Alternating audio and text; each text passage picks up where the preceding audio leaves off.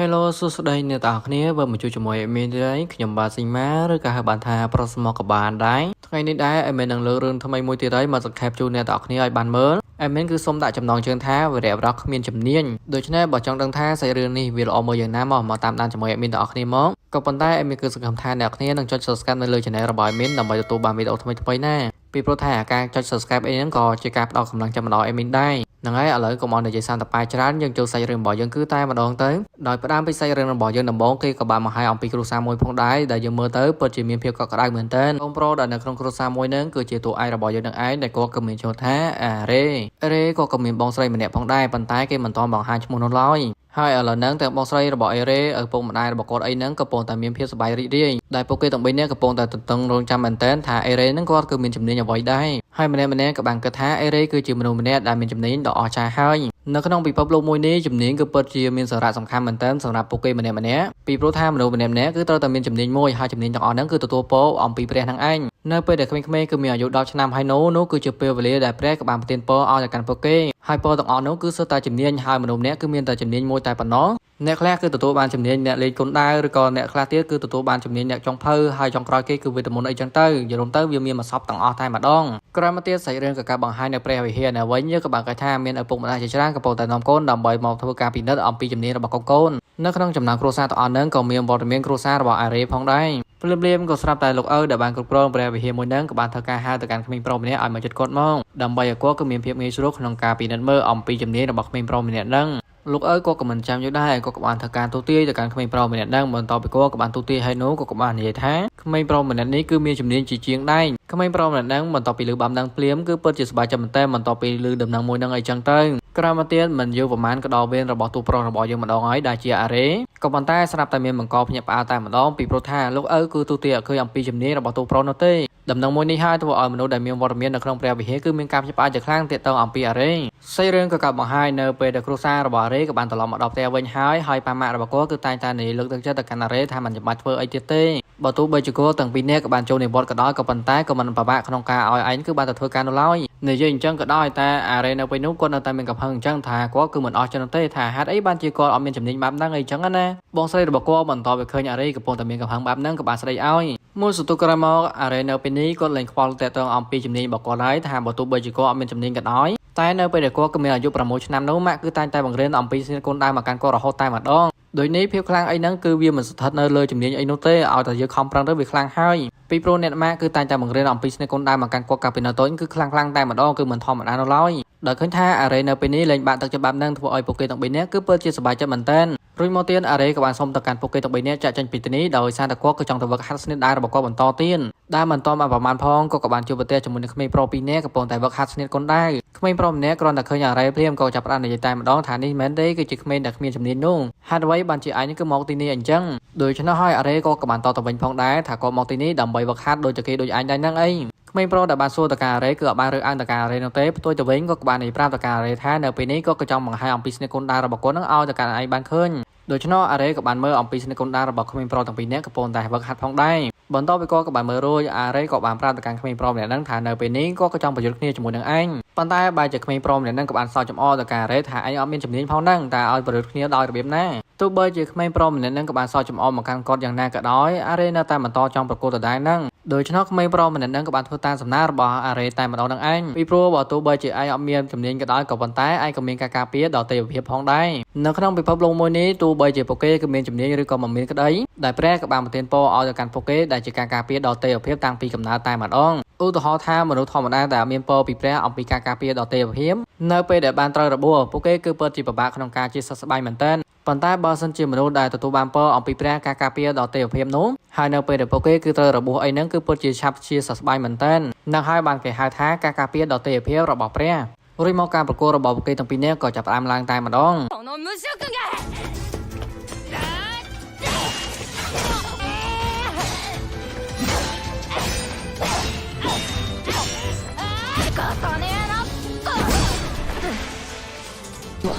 ちょっと物足りどこにこの野郎叩き切ってやるしまったបន្តពីអារ៉េក៏ក្បានផ្ដួលទៅកាន់ក្មេងប្រុសទាំងពីរនាក់នឹងហើយនោះក៏សារតែក្មេងប្រុសទាំងពីរនាក់គឺមិនព្រមទទួលការចាញ់នោះទេដោយគិតថាអារ៉េគឺពិតជាលេងខូចគេមែនទែនដោយសារតែមិននេះពួកវាកំពុងតែជជែកគ្នាប៉ុន្តែអារ៉េបែរជាឆ្មោកវាប្រហារមកកាន់ពួកគេព្រមមកដែរក៏ស្រាប់តែមានក្មេងប្រុសម្នាក់ក៏បានចូលមកស្ដីឲ្យទៅកាន់ពួកគេថានេះគ្រាន់តែជាការវឹកហាត់តែប៉ុណ្ណោះបើសិនជានៅសមរភូមិប្រហែលជាពួកគេងាប់បាត់ទៅហើយក្មេងប្រុសម្នាក់ក៏ចង់ស្ដីឲ្យទៅកាន់អាប៉ែនឹងវិញផងដែរប៉ុន្តែក្មេងប្រុសម្នាក់ទៀតក៏បានហាមឃាត់ថាមិនអាចប៉ះពាល់បានទេរួចមកប្រុសសក់ក្រហមក៏បានចូលទៅសួរទៅកាន់អារ៉េថាលោកមែនទេគឺជាកូនប្រុសរបស់ដាវបេណាហ្វរ៉ាអារ៉េនៅពេលហ្នឹងគាត់មិនបានលាក់បាំងដែរតែគាត់ក៏បានប្រាប់តែម្ដងថាពិតជាត្រឹមត្រូវមែនទែនហើយប្រុសសក់ក្រហមគាត់នៅតែបន្តនិយាយអញ្ចឹងថាមូលហេតុដែលជំនាញរបស់អារ៉េគាត់ក៏ខ្លាំងបែបហ្នឹងដោយសារតែទទួលមរតកអំពីទេពកោសល្យឪពុករបស់គាត់ឬក៏ជាម្ដាយរបស់គាត់អីចឹងទៅជាភាសានៅពេលហ្នឹងប្រុសសក់ក្រហមមួយហ្នឹងក៏បានស្ដីបន្ទោសទៅកាន់ក្មេងប្រុសទាំងពីរនាក់ផងដែរដែលបានចាញ់ក្រោមស្នាដៃរបស់អារ៉េបន្ទាប់ពីប្រុសសក់ក្រហមក៏បាននិយាយបែបហ្នឹងហើយនោះឥឡូវហ្នឹងក៏ចង់ប្រកួតគ្នាជាមួយនឹងអារ៉េម្ដងពីព្រោះយើងក៏ចង់បង្ហាញឲ្យឯងបានស្គាល់ថាអ្វីទៅជាដាវពិតប្រាកដនោះពេលនោះហើយយើងក៏បានដឹងថាប្រុសសក់ក្រហមហ្នឹងគឺជាកូនប្រុសរបស់លោកអ៊ីវ៉ាន់គ្រាន់តែលើប៉ុណ្ណឹងភ្លាមអារ៉េក៏បានដឹងភ្លាមតែម្ដងថាលោកអ៊ីវ៉ាន់ហ្នឹងគឺតែងតែមកលេងផ្ទះរបស់គាត់ជាញឹកញយហ្នឹងហើយការមកជួបហ្នឹងគឺគ្មានអ្វីក្រៅពីការសុំជំនួយតែប៉ុណ្ណោះមូលហេតុដែលប្រុសសក់ក្រហមក៏ចង់ប្រកួតគ្នាជាមួយនឹងអារ៉េនោះដោយសារតែឪពុករបស់គាត់ក៏ជាអ្នកលេងដាវម្នាក់ផងដែរប៉ុន្តែបើជាអត់មានភាពល្បីល្បាញដូចជាម៉ាក់របស់អារ៉េនៅឡើយអញ្ចឹងហើយបានជាគាត់ក៏ចង់សាកល្បងជាមួយនឹងអារ៉េដោយសារតែបែបហ្នឹងហើយឥឡូវហ្នឹងពួកគេគឺជាមិនផុតអំពីការប្រកួតនោះទេរួចមកពួកគេទាំងពីរនាក់ក៏បានដកដាលរៀងៗខ្លួនក្នុងការប្រយុទ្ធគ្នាផុងផាំងទៅមកអញ្ចឹងទៅព្រមនឹងអារ៉េក៏បានវិឆ្មក់ទៅកាន់ប្រុសសក់ក្រហមក៏ប៉ុន្តែបើជាប្រុសសក់ក្រហមក៏បានប្រើសៀនដាវមួយដែលគេហៅថាសៀនដាវភ្លួបណ្ដាឲ្យអារ៉េនៅពេលនោះគឺមិនអាចទប់ទល់បានទេអំពីសៀនដាវមួយហ្នឹងប្រុសសក់ក្រហមក៏បានប្រាប់ទៅកាន់អារ៉េផងដែរថានៅពេលនេះឯងមិនអាចទប់ទល់បានទេអំពីសៀនមួយនេះដោយសារតែឯងអត់មានពរពីព្រះនៅឡើយដូច្នេះនៅពេលនេះយើងក៏បានគិតថាអារ៉េក៏បានចាញ់នៅក្រោមស្នាដៃរបស់ប្រុសសក់ក្រហមបានសម្រេចសេរីរឿងក៏កាប់បង្ហាញនៅព្រឹកបន្តយើងក៏បានគិតថាអារ៉េនៅពេលនេះគឺទៅតែភ្ញាក់ពីដំណេករបស់គាត់ដោយសារតែបងស្រីរបស់គាត់ក៏បានដាស់គាត់គឺទាំងព្រលឹមតែម្ដងនៅពេលដែលឃើញអញ្ចឹងអារ៉េក៏ចង់ដេកបន្តទៀតប៉ុន្តែត្រូវបានបងស្រីរបស់ខ្លួនក៏ចង់ថែមអញ្ចឹងហើយក៏បានងើបឡើងលឿនតែម្ដងនឹងឯងដល់ពេលទៅបងស្រីរបស់ខ្លួនក៏បានប្រាប់ទៅអារ៉េថាដើម្បីជាការសំទោសមកកាន់នាងនោះតតែថែមមកកាន់នាងនោះ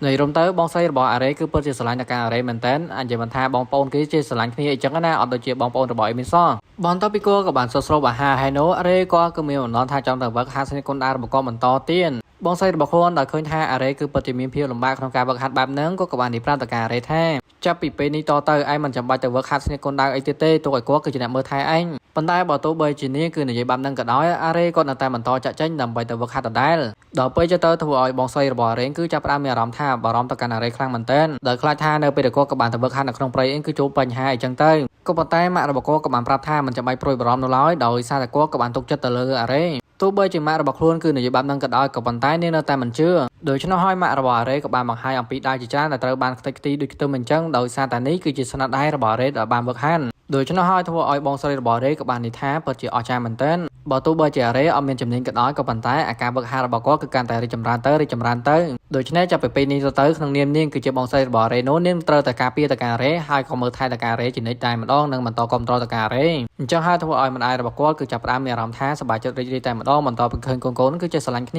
ាសេរីរឿងក៏កាប់បង្ហាញមកកន្លែងអារ៉េនៅវិញឥឡូវនេះយើងក៏បានគិតថាក៏កំពុងតែវឹកហាត់សិទ្ធិគុនដាររបស់គាត់នៅក្នុងព្រៃមួយកន្លែងជាពិសេសក៏ថែមទាំងរៀនចេះអំពីស្និទ្ធដាវភ្លួរបស់ប្រុសសក់ហមទៀតផងភ្លាមម្ដាយក៏ស្រាប់តែមានកាប់លេមួយក៏ចង់វាប្រហារទៅកាន់រ៉េពីក្រោយខ្នងក៏ប៉ុន្តែត្រូវបានរ៉េក៏បានសម្លាប់ទៅកាន់វាភ្លាមមិនត្រឹមតែប្រទេក៏បានលឺសំឡេងក្រហមចេញពីក្នុងព្រៃដែលនៅជិតគាត់ផងដែរហើយក៏បានដឹងថានេះគឺជាពពុះបីសាច់ដែលមានខ្នាតធំអញ្ចឹងហើយក៏ពិតជាឆ្ងល់មែនតើថាហេតុអីបានជាបីសាច់ប្រភេទនេះគឺនៅជិតភូមិបែបហ្នឹងដូច្នោះហើយក៏ចង់ធ្វើដំណើរដើម្បីទៅប្រាប់អ្នកភូមិដើម្បីដឹងអំពីរឿងរ៉ាវទាំងអស់ហ្នឹងប៉ុន្តែក៏ត្រូវបានជប់ភ្លាមដោយសារតែលឺសំឡេងរបស់ក្មេងស្រីក៏ចុះឡើងអារ៉េក៏បានសម្រេចចិត្តថានៅពេលនេះក៏គួរតែទៅប្រយុទ្ធជាមួយនឹងបីសាច់មួយហ្នឹងដើម្បីជួយសង្គ្រោះទៅកាន់ក្មេងប្រុសម្នាក់នោះហើយនៅពេលដែលអារ៉េក៏បានទៅដល់ទីនោះក៏ពិតជាមានការភ្ញាក់ផ្អើលតែម្ដងដោយសារតែឃើញប្រុសសក់ក្រហមក៏កំពុងតែនៅទីនោះជាពិសេសប្រុសសក់ក្រហមនៅពេលនេះពិតជាទ្រុឌទ្រោមមែនទែនដោយសារតែគាត់គឺរឿងរបួសអញ្ចឹងទៅដែលប្រុសសក់ក្រហមនៅពេលនេះកំពុងតែប្រឈមមុខជាមួយនឹងកោប្លេនខ្នាតធំអារ៉េក៏បានដឹងថាតាមពិតទៅប្រុសសក់ក្រហមមកទីនេះដើម្បីវឹកហាត់អំពីស្នេហ៍ដារបស់គាត់ជាភាសាក៏បានឃើញសាកសោរបស់កោប្លេនចំនួន2ក្បាលកំពុងតែនៅទីនោះដូចគ្នាអញ្ចឹងហើយក៏បានសន្មតតែម្ដងថ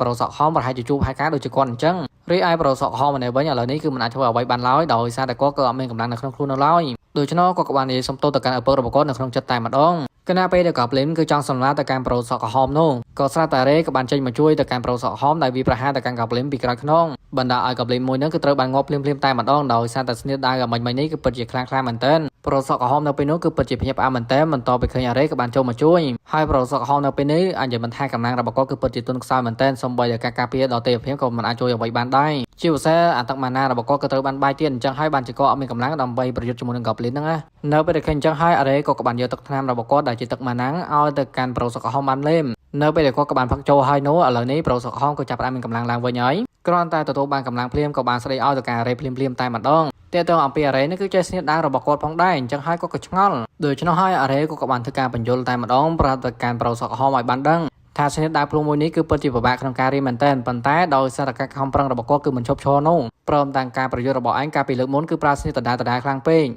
ដូច្នេះហើយបានជាគាត់ក៏បានឆ្លងយល់អំពីស្នៀតមួយនឹងក្នុងការបង្ហាត់រៀនខ្លួនឯងបន្ទាប់ពីការបកស្រាយរបស់អារ៉េរួចរាល់ហើយនោះប្រូសក់ក្រហមក៏បានស្ដីបន្តទៀតដែរផ្ទុយទៅវិញក៏បានធ្វើការអរគុណទៅកាន់អារ៉េដែលបានជួយសង្គ្រោះជីវិតរបស់គាត់ដូចនេះហើយអារ៉េនៅពេលនោះក៏មិនចាំយូរដែរក៏បានស្នើសុំទៅកាន់ប្រូសក់ក្រហមដើម្បីប្រកួតម្ដងទៀតហើយច្បាស់ខ្លាំងណាស់ប្រូសក់ក្រហមក៏មិនចោះចាញ់ដែរដែលគាត់ក៏ចង់ប្រកួតគ្នាទៀតនឹងឯងបន្តមកទៀតពួកគេទាំងពីរនាក់ក៏បានដោះដៃរៀងៗខ្លួនដើម្បីប្រកួតគ្នាហើយអ្នកទាំងពីរក៏បានប្រើស្នៀតដាវភ្លោទាំងពីរនាក់បណ្ដាឲ្យអារ៉េនៅពេលនោះគឺចាប់ផ្ដើមមានព្រៀបទៅលើប្រូសក់ក្រហមនិងធ្វើឲ្យប្រូសក់ក្រហមនៅពេលនោះគឺចាប់ផ្ដើមមានរបួសស្មាប្រូសក់ក្រហមគាត់នៅតែមិនអស់ចិត្តហើយគាត់ក៏បានធ្វើការសួរទៅកាន់អារ៉េថានោះគឺជាអ្វីដែរហេតុអីបានជាវាចេញម្ដង3បានហ្នឹងដូច្នេះហើយអារ៉េនៅតែបន្តបកស្រាយប្រាប់ទៅកាន់ប្រូសក់ក្រហមឲ្យបានដឹងថាការវាប្រហាររបស់គាត់អីហ្នឹងគឺមិនពឹងផ្អែកទៅលើជំនាញរបស់គាត់នោះទេហើយគាត់ក៏អាចប្រើស្នៀតមួយនេះគឺផ្លាស់ប្ដូរទៅតាមអ្វីដែលគាត់ក៏អាចធ្វើបានអាស្រ័យទៅលើសមត្ថភាពរបស់គាត់ដូច្នេះគាត់ក៏អាចកែប្រែស្នៀតមួយនេះឲ្យចេញជា3បានបើទោះបីជាយ៉ាងណាក៏ដោយប្រូសក់ក្រហមគាត់នៅតែអះអាងអញ្ចឹងថានោះគ្រាន់តែជាការបំភ្លេចតែប៉ុណ្ណោះដូច្នោះប្រូសក់ក្រហមគាត់នៅតែបន្តចង់ប្រកួតបន្តទៀតក៏ប៉ុន្តែដូចជាលើកមុនអញ្ចឹងគឺមិនអាចយកឈ្នះទៅកាន់អារ៉េបានទេហើយនៅពេលហ្នឹងហើយគឺជាពេលវេលាដែលប្រូសក់ក្រហមក៏បានសុំចោះចាញ់តែម្ដងដោយថាគាត់មិនអាចយកឈ្នះទៅកាន់អារ៉េបានឡើយពី3ថ្ងៃក្រោយមកក៏ស្រាប់តែគ្រួសាររបស់អារ៉េក៏បាននិយាយប្រាប់ទៅកាន់អារ៉េផងដែរទាក់ទងអំពីទីក្រុងមួយដែលមានឈ្មោះថា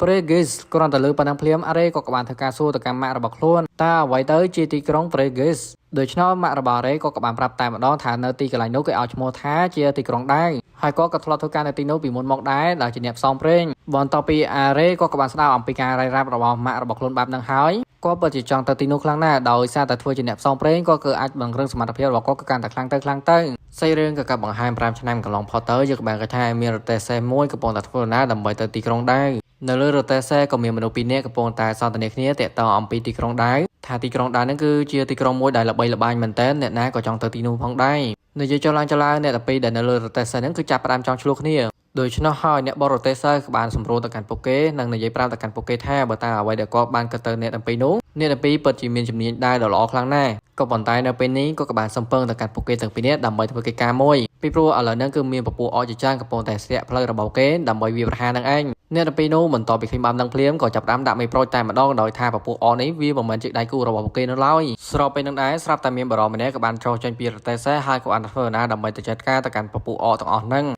ហើយតាមពិតទៅម្នាក់ហ្នឹងគឺគ្មាននរណាឆ្ងាយនោះទេគឺជាទូឯករបស់យើងនឹងឯងដែលជាអារ៉េអ្នកដែលនៅលើរទេះសេះពិតជាមានការភ្ញាក់ផ្អើលជាខ្លាំងអំពីសមត្ថភាពរបស់អារ៉េដោយសារតែការបំលាស់ទីរបស់គាត់ពិតជាលឿនមែនទែនមិនធម្មតានោះឡើយគណៈពេលហ្នឹងពពួកអក៏ចាប់ផ្ដើមហុំព័ទ្ធទៅកាន់អេរ៉េដើម្បីសម្លាប់ទៅកាន់អេរ៉េអញ្ចឹងទៅប៉ុន្តែមានអីក៏ស្រាប់តែអេរ៉េក៏បានបង្ហាញស្នេហ៍ដារបស់គាត់មើលទៅដូចជាការរំអញ្ចឹងបណ្ដាឲ្យពពួកអទាំងអស់ហ្នឹងគឺចាប់ផ្ដើមចិត្តរលភ្លាមអ្នកបរទេះសេះបន្តទៅឃើញស្នេហ៍ដាមួយនេះហើយធ្វើឲ្យគាត់ពិតជាភ្ញាក់ផ្អើលខ្លាំងណាស់ដោយសារតែគាត់ក៏បាននឹកឃើញអំពីនារីម្នាក់ផងដែរហើយនារីម្នាក់នោះគឺគ្មាននរណាឆ្ងាយនោះទេគឺជាម៉ាក់របស់អារ៉េនឹងឯងទន្ទឹមនឹងដែរអេរ៉េក៏កំពុងតែរកវិធីសាស្ត្រដើម្បីសម្លាប់ទៅកាន់អាមេអបន្ទាប់ពីគាត់ក៏បានស្វែងរកទៅកាន់ចំណុចខ្សោយរបស់វាហើយនោះគាត់មិនចាំយូរដែរក៏បានធ្វើការសម្លាប់វាភ្លាមតែម្ដងរួចមកអេរ៉េក៏បានទៅប្រាប់ទៅកាន់អ្នកបរទេះសេះថានៅពេលនេះពួកគេគួរតែធ្វើដំណើរដើម្បីទៅទីក្រុងដែរបន្តទៀតទៅដោយសារតែរឿងរ៉ាវទាំងអស់នេះក៏បានដោះស្រាយរួចរាល់ហើយគណៈពេលនឹងដែរក៏ស្រាប់តែក្មេងប្រុសក៏បានធ្វើការសរសើរទៅកាន់អេរ៉េថាអេរ៉េគឺជាមនុស្សដែលអស្ចារ្យខ្លាំងណាស់តែអេរ៉េក៏គឺមានជំនាញអ្វីដែរចំណែកអេរ៉េនៅពេលហ្នឹងក៏មិនស្ទាក់ស្ទើរដែរដូច្នោះក៏បានប្រាប់តែម្ដងថាគាត់គឺជាមនុស្សម្នាក់ដែលគ្មានជំនាញនោះទេបន្ទាប់ពីលើចម្លើយបែបនេះហើយធ្វើឲ្យពួកគេទាំងអស់គ្នាដែលនៅលើរទេះសេះគឺពិតជាមានការភ្ញាក់ផ្អើលយ៉ាងខ្លាំ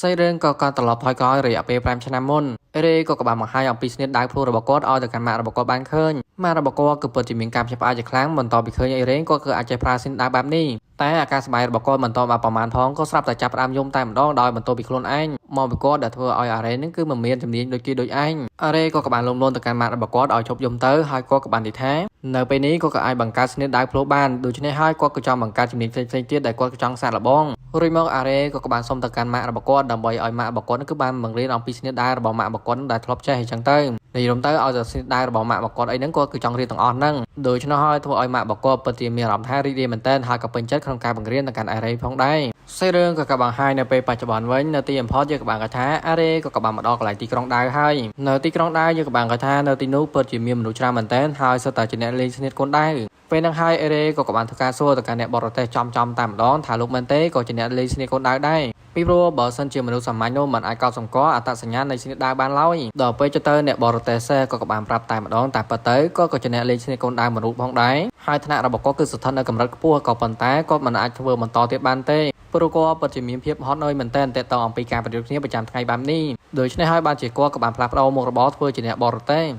សក៏បានបន្តទៀតថាបើសិនជាឯងគឺជាមនុស្សដំបូងដែលមកទីក្រុងមួយនេះឯងគួរតែចូលរួមហ្គាអ្នកផ្សងព្រេងក្នុងចំណោមហ្គាអ្នកផ្សងព្រេងដទៃទៀតហើយបើសិនជាឯងមិនបានចូលរួមជាមួយនឹងហ្គាអ្នកផ្សងព្រេងនោះទេជីវិតរបស់ឯងគឺពិតជាវេទនាក្នុងការរស់នៅមែនទែនដែលនៅទីនេះហ៎មុនពេលដែលអ្នកបរទេសក៏បានចាក់ចេញទៅនឹងក៏បានប្រាប់ទៅកាន់អារ៉េផងដែរថាឯងគួរតែប្រុងប្រយ័ត្នជាមួយនឹងហ្គាអ្នកផ្សងព្រេងទៅដោយសារតែហ្គាអ្នកផ្សងព្រេងខ្លះល្អអាខ្លះទៀតគឺអត់ល្អប្រហែលទេបន្តមកទៀតយើងក៏បានគាត់ថាមានហ្គាអ្នកផ្សងព្រេងចំនួន2ក្រុមកំពុងតែជ្រើសរើសសមាជិកថ្មីចំណែកអារ៉េក៏បានដាក់កាត់នៅទីនោះក៏ប៉ុន្តែក៏អត់ចាប់អារម្មណ៍នៅឡើយគណៈពេលនឹងដែរក៏ស្រាប់តែមានមនុស្សស្រីម្នាក់ក៏ចង់ទៅប៉ះតការ៉ារ៉េក៏ប៉ុន្តែមានអីអារ៉េក៏បានដើរចេញបន្តនេះក៏បានកាប់មុងដោយសារតែការដួលរបស់នាងបែបនេះហើយធ្វើឲ្យអារ៉េនៅពេលនោះក៏បានចាប់អារម្មណ៍ទៅចំពោះម្នាក់ស្រីនឹងក៏បានគាត់ថាវរហាចារ៉េគឺជាមនុស្សដែលមានទេពកោសល្យខ្ពស់ហើយមកទៅនោះបន្តមកម្នាក់ស្រីនឹងក៏មិនចាំយូរដែរក៏បានធ្វើការសួរទៅកាន់អារ៉េថាអារ៉េគឺជាមនុស្សថ្មីមែនទេដែលមកទីក្រុងមួយនេះបើសិនជាមនុស្សថ្មីប្រកាសខ្លាំងណាស់ប្រហែលជាមិនទាន់ចូលរួមជាមួយនឹងហ្គាអ្នកផ្សងព្រេងដទៃទៀតទេអារ៉េក៏បានប្រាប់ថាគឺប្រកាសខ្លាំងណាស់ដោយសារតែនៅពេលនេះក៏កំពុងតែស្វែងរកដើម្បីហ្គាអ្នកផ្សងព្រេងនឹងឯងមានអីក៏ស្រាប់តែម្នាក់ស្រីនេះក៏បានហៅទៅកាន់អារ៉េដើម្បីចូលរួមជាមួយនឹងហ្គាអ្នកផ្សងព្រេងរបស់នាងតែអារ៉េនៅពេលនោះអត់បានចាប់អារម្មណ៍ទេហើយគាត់ក៏បានដើរចេញទៅ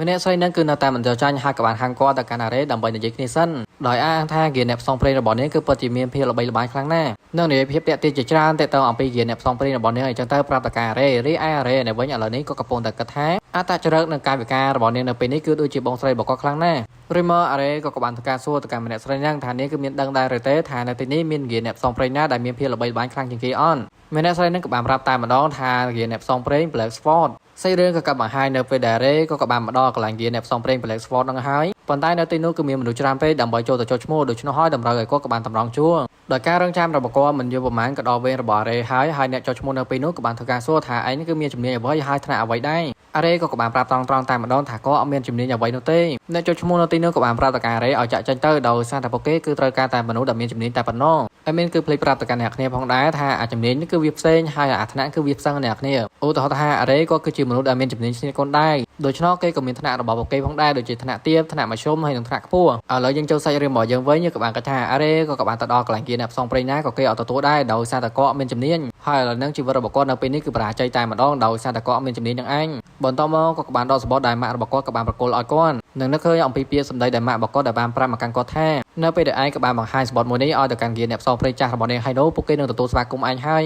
យភ្លាមក៏ស្រាប់តែម្នាក់ស្រីក៏បានមកតាមតការ៉ារ៉េទៀតហើយក៏ប៉ុន្តែដូចជាលើកមកអញ្ចឹងទោះបីជាអង្វរតការ៉ារ៉េយ៉ាងណាក៏ដោយអារ៉េនៅតែមិនចូលរួមជាមួយនឹងគៀនអ្នកផ្សងព្រេងរបស់នាងដោយអស់ជំរឿននោះនាងក៏បានសុខចិត្តស្ពះតការ៉ារ៉េតែម្ដងក៏ប៉ុន្តែនៅពេលដែលនាងក៏បានងើបមកហ្នឹងគឺអត់ឃើញវត្តមានរបស់អារ៉េនោះទេដល់ពេលទៅនាងក៏បានស្បត់ថានាងនៅតាមតការ៉ារ៉េតតែគាត់ក៏បានចូលរួមជាមួយគៀនអ្នកផ្សងព្រេងរបស់នាងការបង្ហាញមកកន្លែងអារ៉េនៅវិញឥឡូវនេះយើងក៏បានគិតថាគាត់កំពុងតែស្វែងរកទៅកាន់គៀនអ្នកផ្សងព្រេងដែលម៉ាក់បកុនគឺធ្លាប់ធ្វើការពីមុនមកហើយពិតជាចៃដន្យមែនតើដោយសារតែចៃម្នាក់ហ្នឹងនៅតែបន្តរកឃើញទៅកាន់អារ៉េដដែលហ្នឹងហើយនាងនៅតែបន្តប្រាប់ដល់ការ៉េថាបើសិនជានៅពេលនេះអារ៉េអត់មានបំណងថាចង់ចូលរួមជាមួយគៀនអ្នកផ្សងព្រេងរបស់នាងនោះទេអារ៉េហ្នឹងគឺអាចចូលទៅលេងគៀនអ្នកផ្សងព្រេងរបស់នាងបានរួចមកនាងក៏បានចោលប្រាប់ពីទីតាំងគៀនអ្នកផ្សងព្រេងរបស់នាងអារ៉េក៏គ្រាន់តែឃើញបែបហ្នឹងក៏បានលាស់មកតែម្ដងថាវាពិតជាធំមែនតើម្នាក់ស្រីហ្នឹងនៅតែបន្តប្រាប់ដល់ការ៉េអញ្ចឹងថាបច្ចុប្បន្នហ្នឹងគៀនអ្នកផ្សងព្រេងរបស់នាងឥឡូវនេះកំពុងតែចុកខ្សោយប៉ុន្តែនាងធានាថានៅថ្ងៃណាមួយនាងនឹងខំប្រឹងធ្វើឲ្យគៀនអ្នកផ្សងព្រេងរបស់នាងគឺមានភាពល្បីល្បាញវិញដរាបណាព្រះមហាក្សត្រដែរនៅតែបន្តមាននោះលោកត្រាកូនហ្វាំងគឺជាអមតៈជានិញ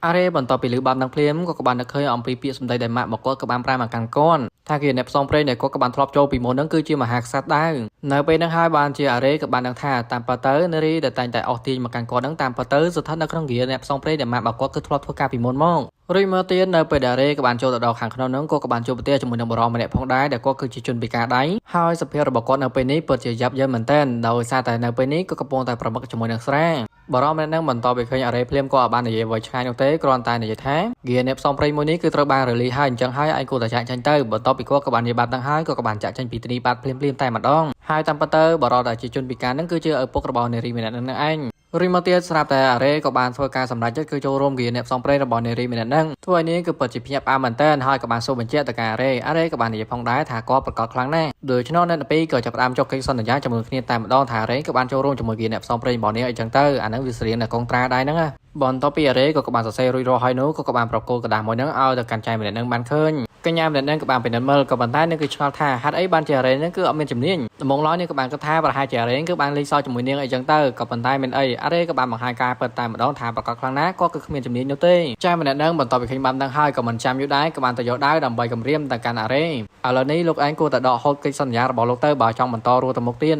អារ៉េក៏បានសួរទៅវិញថាហេតុអ្វីទៅចៃម្នាក់នឹងក៏បានប្រាប់តែម្ដងជាទូទៅគេអ្នកផ្សំប្រេងបើសិនតែយើងចង់ចូលរួមអីហ្នឹងតតែយើងគឺមានជំនាញមូលដ្ឋានសិនគណៈពេលដែលកញ្ញានឹងកំពុងតែកពុលមុខជាមួយអារ៉េណូភ្លាមៗក៏ស្រាប់តែមាននារីម្នាក់ក៏បានដើរមកដល់ទីនេះហើយក៏បានសួរទៅកាន់ចៃម្នាក់នឹងថាហេតុអីបានជាបង្កសម្លេងខ្លាំងម៉េចនៅពេលហ្នឹងហើយបានយើងក៏បានស្គាល់ទៅកាន់នារីដែលសក់ពណ៌លឿងហ្នឹងដែលនាងក៏មានឈ្មោះថាលីលីរីឯនារីដែលមានសក់ពណ៌ក្រហមហ្នឹងនាងក៏មានឈ្មោះថាឡៃណាលីលីបន្តទៅឃើញរ៉ៃណាភ្លាមក៏មិនចាញ់យូរដែរក៏បានស្ទុះលឿនដើម្បីទៅអោបទៅកាន់ឡៃណានៅពេលនេះពិតជាមានបញ្ហាហើយដោយសារតែមានបរិបម្នាក់ក៏បានចូលរួមគ្រាអ្នកផ្សងព្រេងរបស់យើងក៏ប៉ុន្តែក៏អត់មានថ្នាក់នោះទេអធិស្ឋានអ្នកទាំងអស់គ្នាគឺជាជំនាញមិនមែនថ្នាក់ទេច្រឡំគ្រាន់តែលឿនចាំភ្លាមធ្វើឲ្យឡៃណានៅពេលនោះក៏បានដឹងភ្លាមតែម្ដងថានោះគឺជាអារ៉េក៏បានសួរទៅវិញថានាងគឺជាណាគេដោយសារតែគាត់ក៏មិនដែលធ្លាប់ឃើញផងហ្នឹងហេតុអីបានជានាងក៏បានស្គាល់មកកាន់កបាំនេះឡៃណាក៏បានប្រាប់តែម្ដងថាលោកឯងហើយនាងនឹងគឺមកពីភូមិតែមួយទេជាពិសេសកាលពី5ឆ្នាំមុនពួកគេក៏បានវឹកហាត់ខ្សែកូនដៅជាមួយគ្នាផងដែរដូច្នោះហើយអារ៉េក៏កំពុងតែព្យាមើលហើយមានអារម្មណ៍ថាដូចជាស្តៀងទៅកាន់ម្នាក់នោះខ្លាំងណាស់តែម្នាក់កាលពីនៅតូចហ្នឹងគឺជាមនុស្សប្រុសមិនមែនជាមនុស្សស្រីនៅឡើយដល់ពេលទៅឡៃវ៉ាន់ក៏បានប្រាប់តែម្ដងតាមពិតទៅនាងគឺជាកូនស្រីរបស់លោកអ៊ីវ៉ាន់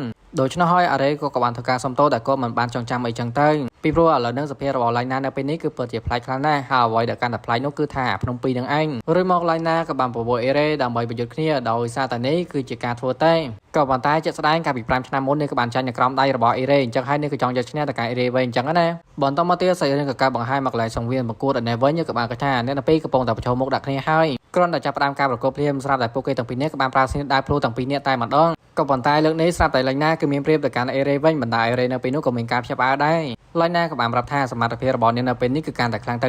ហើយសូម្បីតែដៃរបស់នាងកំពុងតែប្រើប្រាស់ហ្នឹងក៏វាមានទម្ងន់ធ្ងន់ដែរអញ្ចឹងហើយបានជាសមត្ថភាពរបស់នាងគឺកាន់តែកើនទៅដូច្នេះនៅពេលនេះលោកគឺមិនអាចយកឈ្នះមកកាន់នាងបានទេហើយនាងនៅបដូរលោកនៅពេលនេះតែម្ដងបន្ទាប់ពីនិយាយហើយនាងក៏បានចូលទៅវាប្រហារទៅកាន់អារ៉េក៏បានទប់ទល់ហើយក៏បាននិយាយថាកម្រិតដែររបស់នាងនៅពេលនេះគឺជាកម្រិតខ្ពស់ដែលមានឈ្មោះថា Power Blade Desmond អញ្ចឹងហើយมันចាំបាច់ឆ្ងល់នោះទេថាហេតុអីបានជាកម្លាំងរបស់អ្នកនៅពេលនេះគឺកាន់តែរីកចម្រើនបន្ទាប់ពីក៏បាននេះហើយនោះក៏បានដកឃ្លាបន្តិចហើយក៏បាននិយាយបន្តទៀតថានៅពេលនេះក៏បានដឹងអំពីកម្លាំងអាកបាំងរបស់នាងហើយដូច្នេះគាត់នឹងអាចមានការយកឈ្នះទៅកាន់នាងជាមិនខានភ្លាមក៏ស្រាប់តែឡៃណាក៏បានស្ទុះលឿនដើម្បីវាប្រហារទៅកាន់អារ៉េបណ្ដាឲ្យនាងនៅពេលនេះគឺអាចវាប្រហារទៅកាន់អារ៉េបានមានអីធ្វើឲ្យឡៃណានៅពេលនោះឡើងភ្ញាក់ព្រឹកតែម្ដងដោយសារតែអ្វីដែលនាងក៏បានវាប្រហារចំអំបញ្ញមិញនេះគ្រាន់តែជាក្លូនឬក៏ជាស្រមោលរបស់អេរ៉េតែប៉ុណ្ណោះឬមកអេរ៉េក៏បានបន្លាស់ទីនៅពីក្រោយខ្នងរបស់ឡៃណាហើយក៏បានវាប្រហារទៅកាន់ឡៃណាចំពីក្រោយនឹងឯងដូច្នោះហើយធ្វើឲ្យឡៃណាគឺពិតជាឆ្ងល់មែនតើថានោះគឺជាជំនាញអ្វីដែរអេរ៉េក៏បានប្រាប់ថានោះគឺជាជំនាញស្រមោលដូច្នោះហើយធ្វើឲ្យឡៃណានៅពេលនោះក៏កាន់តែភ្ញាក់ផ្អើលអំពីសមត្ថភាពរបស់អេរ៉េទៀតហើយដោយសារតែជំនាញស្រមោលគឺជាជំនាញមួយដែលស្ថិតនៅលំដាប់កម្ពុជាឯណោះបើទោះបីជាយ៉ាងណាក៏ដោយឡៃណានៅតែបន្តស្ទុះវាប្រហារទៅកាន់អារ៉េហើយដូចជាលើកមុនអញ្ចឹងឡៃណាក៏បានកាប់ចំតែស្រមោលរបស់អារ៉េតែប៉ុណ្ណោះមានអីក៏ស្រាប់តែស៊ីមួយដែររបស់អារ៉េទៀតតែម្ដងនឹងឯងទោះបីជាស៊ីមួយដែរបែបនេះក៏ដោយក៏ប៉ុន្តែឡៃណាក៏អត់មានផលប៉ះពាល់អ្វីនោះទេពីព្រោះឡៃណាគឺមានការការពារដល់ទេវភាពបន្តមកទៀតឡៃណាក៏បានធ្វើការនិយាយប្រាប់ទៅកាន់អារ៉េឲ្យបានដឹងថា Power Blade Desmond របស់នាងគឺពិតជាអស្ចារ្យខ្លាំងណាស់ដូច្នោះការវាប្រហាររបស់អារ៉េអំបញ្ញនេះគឺមិនអាចប៉ះពាល់ទៅកាន់នាងបានទេរីមកនាងក៏បានស្ទុះទៅវាប្រហារទៅកាន់អារ៉េបន្តទៀតមានអីក៏ស្រាប់តែអារ៉េក៏បានវាប្រហារទៅពីក្រៅខ្នងរបស់នាងបន្តឲ្យនាងនៅពេលនោះគឺចាប់ផ្ដើមចោះចាញ់តែម្ដងបន្ទាប់ពីឡៃណាក៏បានចោះចាញ់ហើយនោះលីក៏បានយកទឹកថ្នាំម៉ាណាឲ្យទៅកាន់ឡៃណាបានលេមរីមកនាងក៏បានស្ដីឲ្យទៅកាន់អារ៉េថាធ្វើឲ្យឡៃណាគឺចាប់ផ្ដើមយំម្ដងទៀតហើយតែឡៃណាក៏បានប្រាប់ទៅកាន់ពួកគេទាំងពីរនាក់ថានៅពេលនេះនាងគឺមិនយំទៀតទេបន្ទាប់ពីនេះបានដឹងហើយនាងក៏បានរត់ចាក់ចេញពីទីនេះបាត់ទៅក៏ប៉ុន្តែធ្វើឲ្យពួកគេទាំងពីរនាក់ឡើងភ្ញាក់ផ្អើលតែម្ដងដោយសារតែឡៃណាក៏បានទៅយំនៅក្នុងបន្ទប់របស់នាងបន្ទាប់ពីការធ្វើតែអំបីមិញនេះរួចរាល់ហើយនោះលីក៏បានបើកចិត្តដើម្បីទទួលយកទៅកាន់អេរ៉េហើ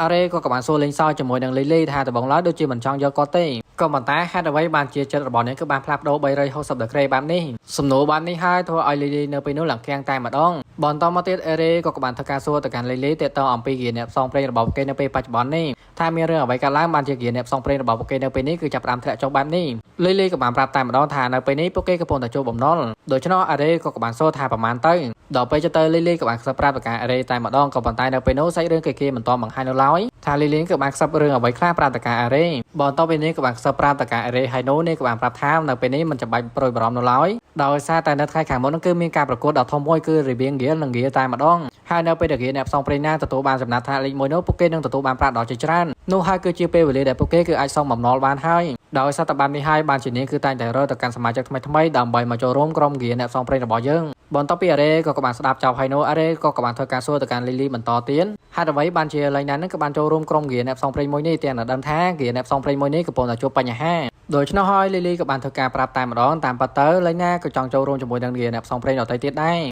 ក៏ប៉ុន្តែហ្គៀអ្នកផ្សងព្រេងទាំងអស់ហ្នឹងគឺមិនព្រមទទួលជាមួយនឹងក្មេងៗទេនៅពេលហ្នឹងហើយជាពេលវេលាដែលប៉ារបស់នាងក៏បានឃើញទៅកាន់លេងណាដូច្នោះក៏បាននាំនាងដើម្បីមកចូលរួមក្រុមតែម្ដងនឹងឯងបន្ទាប់ពីស្ដាប់រឿងរ៉ាវទាំងអស់នេះហើយអេរ៉េក៏បានធ្វើការនិយាយតែម្ដងថាមិនអីនោះទេមិនចាំបាច់ប្រួយបារម្ភនៅឡើយអ្វីដែលពួកគេគឺត្រូវតែគិតនៅពេលនេះពួកគេគឺត្រូវតែយកឈ្នះនៅក្នុងការប្រកួតមួយនោះក៏ប៉ុន្តែលីលីក៏ចាប់ផ្ដើមមានអារម្មណ៍ថាប្រួយបារម្ភតែម្ដងដោយសារតែការប្រកួតមួយនោះគឺ5ទល់5ជាស្ដែងហ្គៀអ្នកផ្សងព្រេងរបស់យើងនៅពេលនេះគឺមានតែ3នាក់តែប៉ុណ្ណោះអញ្ចឹងហើយនាងគឺមិនដឹងថាគូប្រកួតរបស់ពួកគេនៅពេលនោះគឺខ្លាំងដល់កម្រិតណានៅឡើយក៏ប៉ុន្តែកំណត់បែបនេះបែរជាធ្វើឲ្យអារ៉េនៅពេលនោះគឺកាន់តែសប្បាយចិត្តដោយសារតែគាត់ក៏ចង់ប៉ះគ្នាជាមួយនឹងមនុស្សខ្លាំងៗចង់និយាយថាសម្លេងរបស់អេមីននៅពេលនេះគឺតឹងទ្រូងមែនតើហើយដោយសារតែសម្លេងស្អកខ្លាំងណាស់សូម្បីតែដាក់ក្រូចឆ្មាចូលវានៅតែស្អកកទៀតអញ្ចឹងហើយអធិស្ឋានផងណាហើយរាល់ពីសម្ដីដែលអារ៉េក៏កំពុងតែនិយាយគ្នាជាមួយនឹងលីលីនឹងគឺត្រូវបានឪពុករបស់លីលីក៏បានស្ដាប់ឮទាំងអស់ហ្នឹងសាច់រឿងក៏ការបង្ហាញនៅថ្ងៃបន្ទាប់ក៏ណាពេលដែលអេរ៉េក៏ទៅតែភ្ញាក់ពីដំណេកនោះក៏បានធ្វើដំណើរដើម្បីទៅជួបជាមួយនឹងពួកគេទាំងពីរនាក់នៅពេលនោះហើយដែលជាពេលវេលាដែលលីលីក៏បានធ្វើការប្រាប់ទៅកាន់ពួកគេទាំងពីរនាក់ឲ្យបានដឹងថានៅពេលនេះហ្គៀអ្នកផ្សងព្រេងរបស់យើងគឺទទួលបានសមាជិកចំនួន3នាក់ហើយអញ្ចឹងហើយពួកគេគឺអាចដាក់ពាក្យក្នុងការប្រកួតហ្គៀនិងហ្គៀបានជាពិសេសអាការប្រកួតហ្គៀនិងហ្គៀនឹងគឺចាប់ផ្ដើមនៅចុងសប្តាហ៍មួយនេះហើយបន្តមកទៀតលីលីក៏ចាប់ផ្ដើមធ្វើការបញ្យល់ពាក្យពន្ធអំពីការប្រកួតអីចឹងទៅក្នុងមួយហ្គៀអ្នកផ្សងព្រេងគឺតម្រូវឲ្យមានសមាជិកចំនួន5នាក់គឺមិនឲ្យលើសពីនឹងនោះទេហើយបើសិនជាខ្វះក៏ខ្វះតាមនោះទៅក៏គេអាចចូលរួមបានដែរជាពិសេសនៅក្នុងការប្រកួតនៅពេលដែលគ្នាយើងណាគឺត្រូវបានចាញ់ហើយនោះគឺត្រូវតែចំនួនដល់មនុស្សម្នាក់ទៀតហើយអ្នកទាំងអស់គ្នាគឺមើលរូបដែលអេមីនបានដាក់ហ្នឹងទៅដែលយើងឃើញថាមានរូបការផ្គូផ្គងគ្នាអីចឹងណាហើយអាខ្វាញ់ហ្នឹងគឺមានន័យថាចាញ់ហើយអាអង្គុំបងហ្នឹងគឺមានន័យថាជួសជុលឬក៏ជាអ្នកឈ្នះដែលមានវត្តមាននៅតែបន្តប្រកួតបន្តទៅមុខទៀតឡើយណាក៏បានធ្វើការនិយាយថាការប្រកួតមួយនេះវាពិតជាពិបាកសម្រាប់ពួកគេមែនទែនដោយសារតែសមាជិករបស់ពួកយើងហ្នឹងគឺមានតែ3នាក់ទេហើយអាគេនោះឡើង5នាក់ឯណោះទោះបីជាអញ្ចឹងក៏ដោយលីលីក៏បានធ្វើការនិយាយផងដែរថាមិនអីនោះទេដោយសារតែថ្នាក់របស់នាងគឺស្ថិតនៅ rank B ឯណោះអេរ៉េក៏អត់យល់អំពីចំណាត់ថ្នាក់អីនោះទេអញ្ចឹងហើយបានជាគាត់ក៏បានសុំឲ្យលីលីក៏បានបកស្រាយមកកាន់គាត់លីលីក៏បានធ្វើការបកស្រាយផងដែរថាថ្នាក់ rank នេះគឺវាមានចំនួន4ពី A រហូតដល់ D ហើយអា A ហ្នឹងគឺវាចំណាត់ថ្នាក់ដែល rank ខ្លាំងជាងគេតែម្ដងអញ្ចឹងមិនថាសមត្ថភាពរបស់គាត់ហ្នឹងគឺខ្លាំងហើយនៅពេលបច្ចុប្បន្ននាងហើយនឹងលេងណាគឺស្ថិតនៅ rank B នឹងឯងបន្ទាប់ពីការបកស្រាយរបស់នាងត្រូវបានមកចប់នោះនាងក៏បានធ្វើការលើកទឹកចិត្តទៅកាន់អ្នកទាំងពីរផងដែរថាត្រូវតែខំឲ្យអស់ពីសមត្ថភាពរីម៉ូនាងក៏បានសុំលាទៅកាន់ពួកគេទាំងពីរនាក់ដោយសារតែនាងគឺចង់ទៅមើលថាតើគេអ្នកផ្សងព្រេងណាដែលប្រកួតគ្នាជាមួយនឹងគេអ្នកផ្សងព្រេងរបស់យើងបន្ទាប់ពីការចាត់ចែងរបស់លីលីនោះក៏ស្រាប់តែលេងណានាងក៏ចង់ចាក់ចេញដើម្បីទៅវឹកហាត់បន្តទៀតដូច្នោះហើយអេរ៉េក៏បានធ្វើការសួរតែម្ដងថានាងចង់ទៅណាអីចឹងទៅលេងណាក៏បានតបទាំងកំផឹងផងដែរថានៅពេលនេះពួកយើងមិនមែនជាមិត្តភក្តិនឹងគ្នាទេកុំឲ្យធ្វើដូចជាមិត្តភក្តិអេមីនពិតជាសំទោសចំពោះការបញ្ចូលសលេងមែនតើមិនសូវបានល្អដោយសារតែមានការរំខានពីសំណាក់ខាងក្រៅអញ្ចឹងទៅអេមីនពិតជាសំទោសមែនតើគណៈពេលហ្នឹងអេរ៉េក៏បានដឹងហើយថាលេងណានាងគឺចង់ទៅវឹកហាត់សមត្ថភាពរបស់នាងបន្តទៅមុខទៀតដូច្នោះអេរ៉េក៏នៅតែបន្តសួរទៅកាន់លេងណាអញ្ចឹងថាសមត្ថភាពរបស់នាងគឺជា Blacksmith អញ្ចឹងហើយជំនាញរបស់នាងអត់មានអាផ្សេងពីនឹងទៀតទេអីដោយសារតែបែបនេះហើយលេងណាក៏បានធ្វើការប្រាប់ទៅកាន់អេរ៉េតែម្ដងតែប៉ុន្តែនាងគឺមានជំនាញមួយទៀតផងដែរដែលធ្វើឲ្យអាការការពារទេវភាពរបស់នាងគឺមានរយៈពេលយូរបា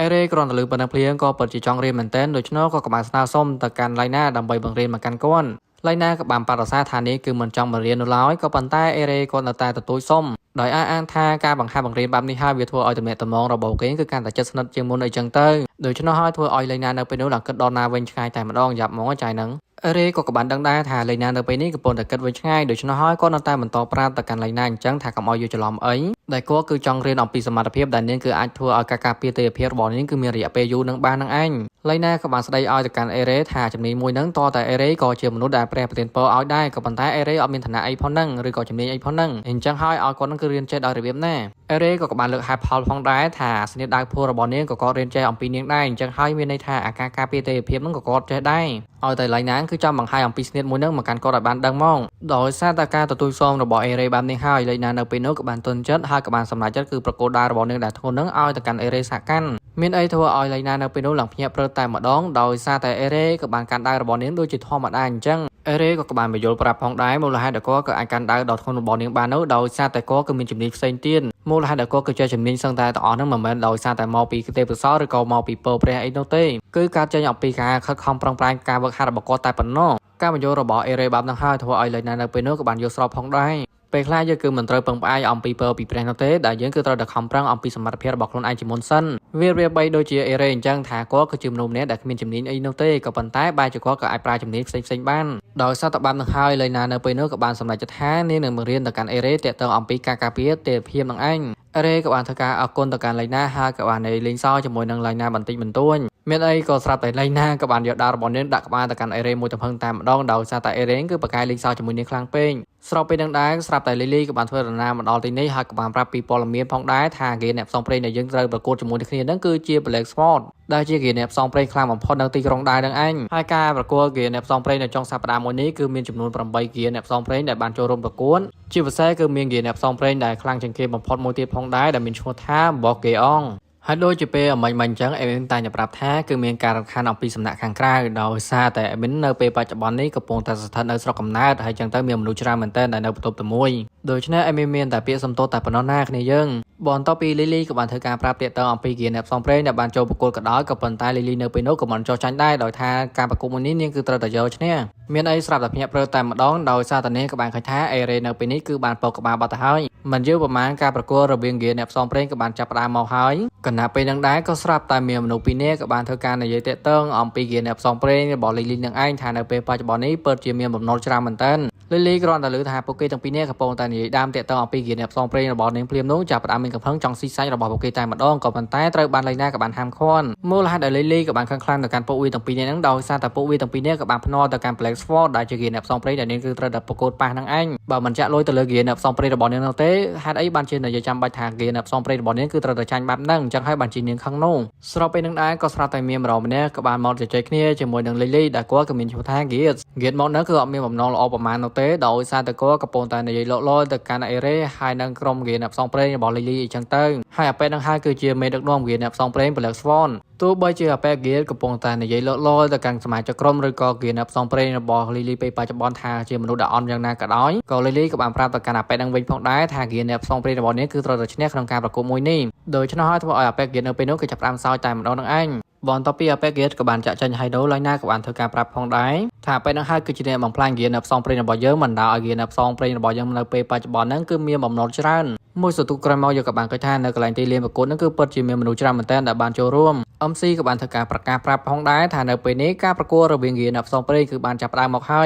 ក្រុមដំបូងដែលត្រូវប្រកួតគ្នានឹងគឺជាហ្គេអ្នកផ្សងព្រេង Black Sport ប៉ះគ្នាជាមួយនឹង Dragon Fong ហើយ Dragon Fong ហ្នឹងគឺជាក្រុមរបស់តួឯករបស់យើងនឹងឯងឡៃណាហើយនឹងលីលីនៅពេលនោះក៏មានអារម្មណ៍ថាភ័យខ្លាចផងដែរដោយសារតែហ្គេអ្នកផ្សងព្រេង Black Sport ហ្នឹងគឺសុទ្ធតែជាអ្នកខ្លាំងណាស់អីតែអេរ៉េនោះទេដែលអត់មានភាពភ័យខ្លាចដោយសារតែគាត់ពិតជាចង់ប៉ះជាមួយនឹងមនុស្សដែលខ្លាំងមែនទែនលីលីគ្រាន់តែលឺយ៉ាងភ្លាមនាងក៏បានប្រាប់ទៅកាន់អេរ៉េភ្លាមតែម្ដងថាត្រូវតែខំប្រឹងឡើងដោយសារតែនាងក៏បានពឹងផ្អែកទៅលើលោកហើយមូលហេតុដែលនាងក៏បានពឹងផ្អែកយ៉ាងខ្លាំងនោះដោយសារតែនាងក៏បានភ្នាល់លុយរបស់នាងទាំងអស់ទៅលើការប្រកួតរបស់យើងនឹងឯងមានអីធ្វើឲ្យអេរ៉េនៅពេលនោះឡើងគាំងតែម្ដងហេតុអីបានជាយកលុយទាំងអស់នោះគឺទៅភ្នាល់បែបនេះសេរីរឿងក៏កាប់បង្ហាញនៅពេលដែលសមាជិកក្រុម Black Sport ក៏ចាប់ផ្ដើមឡើងមកដើម្បីប្រកួតហើយដែលមានឈ្មោះថា KO MC ក៏បានប្រកាសឲ្យអេរ៉េមកប្រកួតក៏ប៉ុន្តែនាងគឺពិតជាភ្ញាក់ផ្អើលមែនទែនដោយសារតែដឹងថាអេរ៉េអត់មានជំនាញនោះទ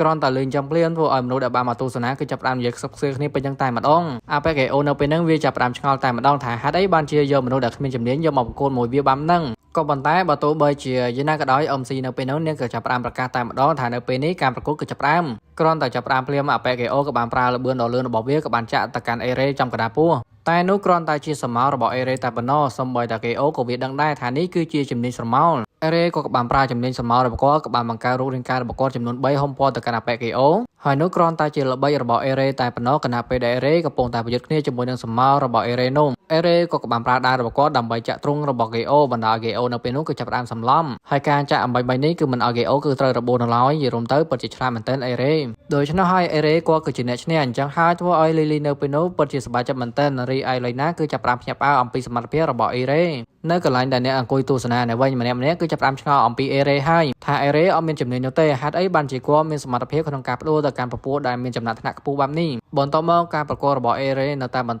តហើយគាត់នៅតែជាអ្នកឈ្នះដដែលហ្នឹងលីលីក៏បានស្រែកផ្ដល់កម្លាំងចិត្តឲ្យទៅកាន់អេរ៉េមកជុំមេងុំឲ្យទៅកាន់ឡៃណាក៏បានផ្ដល់កម្លាំងចិត្តឲ្យទៅកាន់អេរ៉េទៀតធ្វើឲ្យនាងនៅពេលនោះក៏មានរាប់ថាអៀនដែរចំពោះអេរ៉េនៅពេលហ្នឹងក៏បានប៉ះដៃគូប្រកួតរបស់គាត់ដែលមានខែការពារទៀតផងអញ្ចឹងហើយធ្វើឲ្យគាត់ពិតជាពិបាកទប់ទល់មែនទែនចំពោះអបិការខែហ្នឹងគឺវាមិនជឿនោះទេថាអេរ៉េគាត់មានសមត្ថភាពអាចផ្ដួលទៅកាន់អ្នកដទៃទៀតទាំងដឹងខ្លួនឯងគឺអត់មានជំនាញគណៈពេលដែលអបិការខែក៏បានស្ទូវាប្រហារទៅកាន់អេរ៉េក៏បានចោកចោលអំពីជំនាញមួយផងដែរដែលម្ដាយរបស់គាត់ក៏បានបង្រៀនហើយគាត់ក៏បានប្រើល្បឿនដ៏លឿនរបស់គាត់បន្ទាប់មកគាត់ក៏បានប្រើក្បាច់មួយទៀតដែលមានឈ្មោះថានាគវត្តកតុយបណ្ដាឲ្យខែលដៃគូប្រកួតរបស់គាត់ក៏ត្រូវបានរបូតចេញពីដៃជាពិសេសក៏បានប្រើក្បាច់ដដែលក្នុងការវាយប្រហារទៅកាន់ចំពោះរបស់ដៃគូប្រកួតរបស់គាត់មិនត្រឹមតែប៉ុណ្ណោះទេអេរ៉េនៅពេលនោះក៏ថែមទាំងយកខែរបស់ដៃគូប្រកួតរបស់គាត់ក្នុងការធ្វើជាអាវុធរបស់ខ្លួនឯងទៀតផងអញ្ចឹងហើយធ្វើឲ្យដៃគូប្រកួតរបស់គាត់នៅពេលនោះគឺកាន់តែភ្ញាក់ផ្អើលទៀតហើយអំពីសមត្ថភាពរបស់អេរ៉េទោះបីជាយ៉ាងណាក៏ដោយអបិម្នាក់នឹងនៅតែបន្តចង់ឈ្នះទៅកាន់អេរ៉េហើយក៏បានស្ទូវាប្រហារទៅកាន់អេរ៉េក៏បានប្រើល្បឿនដ៏លឿនរបស់គាត់ក៏បានកិច្ចចេញបន្តមកទៀតក៏បានប្រើល្បឿនដ៏លឿនរបស់គាត់ម្ដងទៀតក្នុងការយកខែលវាប្រហារទៅកាន់អបិមួយហ្នឹងបណ្ដាឲ្យដៃគូប្រកួតរបស់គាត់នៅពេលហ្នឹងគឺសូមចោះចាញ់តែម្ដងនឹងឯងដោយការឈ្នះច្រើនលើកច្រើនសាររបស់អេរ៉េបាបនឹងហើយធ្វើឲ្យអ្នកទស្សនាដែលបានចាក់ទៅខាងក្រុមរៀនអ្នកផ្សងព្រេង Black Swan គឺមិនសុខចិត្តនោះទេដោយគាត់ថាអេរ៉េគឺបានលាក់សមត្ថភាពរបស់ខ្លួនឯងថាគ្មានជំនាញអីចឹងទៅ MC នៅពេលហ្នឹងក៏បានប្រាប់ទៅកាន់ពួកគេទាំងអស់គ្នាឲ្យបានស្ងប់ស្ងាត់ផងដែរដោយនេះនឹងធ្វើការបកស្រាយនិងបញ្យល់ប្រាប់ទៅកាន់ពួកគេឲ្យបានដឹងតែម្ដងឬក៏បង្ហាញផុសតាំងដោយឆ្នោះឲ្យ MC ក៏បានយកក្រដាសដែលបញ្ជាក់អំពីសមត្ថភាពរបស់អេរ៉េដាក់ទៅលើថ្មវេទមន្តក្នុងការវាស់អំពីសមត្ថភាពរបស់អេរ៉េពេលហ្នឹងគឺបានបញ្ជាក់ច្បាស់តែម្ដងទៅកាន់ទស្សនិកជនដែលបានទស្សនាថាអេរ៉េពិតជាអត់មានជំនាញមែនដោយការបញ្ជាក់ច្បាស់បែបនេះហើយធ្វើឲ្យអ្នកដែលបានគ្រប់គ្រងទៅកាន់អេរ៉េគឺកាន់តែគ្រប់គ្រងទៅចំណែកអបិកិរិយានៅពេលនេះពិតជាក្តៅក្រហាយមែនតើបន្តពីឃើញថាទស្សនិកជននៅតែបន្តគ្រប់គ្រងទៅកាន់អេរ៉េចំណែកលីលីនៅវិញគឺកាន់តែសប្បាយចិត្តហើយដោយថាការប្រកួតមួយនេះបើសិនជាពួកគេគឺអាចយកឈ្នះនោះពួកគេនឹងទទួលបានប្រាក់ជាច្រើននិងអាវុធជាច្រើននឹងឯងជាពិសេសនៅពេលហ្នឹងលីលីគឺថាទាំងមានបំណងថាចង់រៀបការជាមួយនឹងអេរ៉េទៀតបើទោះបីជាដឹងថាអេរ៉េអត់យកឈ្នះការប្រកួតក៏ដោយដើម្បីមុខមាត់និងដើម្បីគៀអ្នកផ្សងព្រេងរបស់នាងគឺត្រូវតែធ្វើហើយដៃគូប្រកួតរបស់អេរ៉េបន្តទៀតនោះគឺជាអ្នកលេងដាវសាមរ៉ៃលេងណាគ្រាន់តែឃើញភ្លាមនាងក៏បានដឹងភ្លាមតែម្ដងថាអាប៉ែម្នាក់ហ្នឹងគឺបានមកពីទិសខាងកើតជាពិសេសចំណាត់ថ្នាក់រ៉េងរបស់វាគឺនៅរ៉េង A ឯណោះសូម្បីតែលីលីនៅពេលនោះក៏មានការភ្ញាក់ផ្អើលផងដែរដែលតេតងអំពីអបិសាមរ៉ៃមួយហ្នឹងស្របពេលនឹងដែរ MC ក៏បានធ្វើការប្រកាសក្តែងថានៅពេលនេះការប្រកួតគឺចាប់ផ្ដើមចំពោះអេរ៉េនៅពេលហ្នឹងក៏ចាប់ផ្ដើមងើយឆ្ងល់ថាហេតុអីបានជាអបិសាមរ៉ៃគឺមិនដកដៅប្រយុទ្ធបែបនេះអបិសាមរ៉ៃក៏បាននិយាយប្រាប់ទៅកាន់អេរ៉េថាគាត់ក៏ពិតជាដឹងហើយថាអេរ៉េគឺជាមនុស្សខ្លាំងម្នាក់ហើយគាត់ក៏បានដឹងថាបើសិនជាគាត់ក៏បានចូលប្រយុទ្ធឆៅនោះប្រហែលជាគាត់មិនអាចយកឈ្នះទៅកាន់អេរ៉េបានឡើយដូច្នោះគាត់ក៏ត្រូវតែប្រើមកក្បាច់ចុងក្រោយសម្រាប់ទៅកាន់អេរ៉េតែប៉ុណ្ណោះទៅអាចយកឈ្នះបានអេរ៉េនៅពេលហ្នឹងក៏ពិតជាចង់ដឹងអំពីស្នេហ៍ចុងក្រោយរបស់អបិសាមរ៉ៃនឹងផងដែរដូច្នោះគាត់ក៏បានព្យាយាមចូលទៅចិត្តទៅកាន់អបិសាមរ៉ៃហើយរកដំណើរដើររបស់អេរ៉េសំបីតែអបិសាមរ៉ៃបើទោះបីជាវាក៏បានបិទភ្នែកក៏ដោយក៏វាដឹងដែរថាអេរ៉េកំពុងតែនៅឯណាហើយឥឡូវហ្នឹងពួកគេក៏បាននៅក្បែរគ្នាហើយនៅក្នុងចិត្តរបស់ពួកគេទាំងពីរនាក់គឺនិយាយប្រឹងគ្នាថាមានតែការប្រើល្បឿនដ៏លឿននោះទេទៅអាចយកឈ្នះឬក៏អាចនិយាយបានថាអ្នកណាដែលមានល្បឿនលឿនជាងគេនោះអ្នកនោះគឺជាអ្នកឈ្នះហើ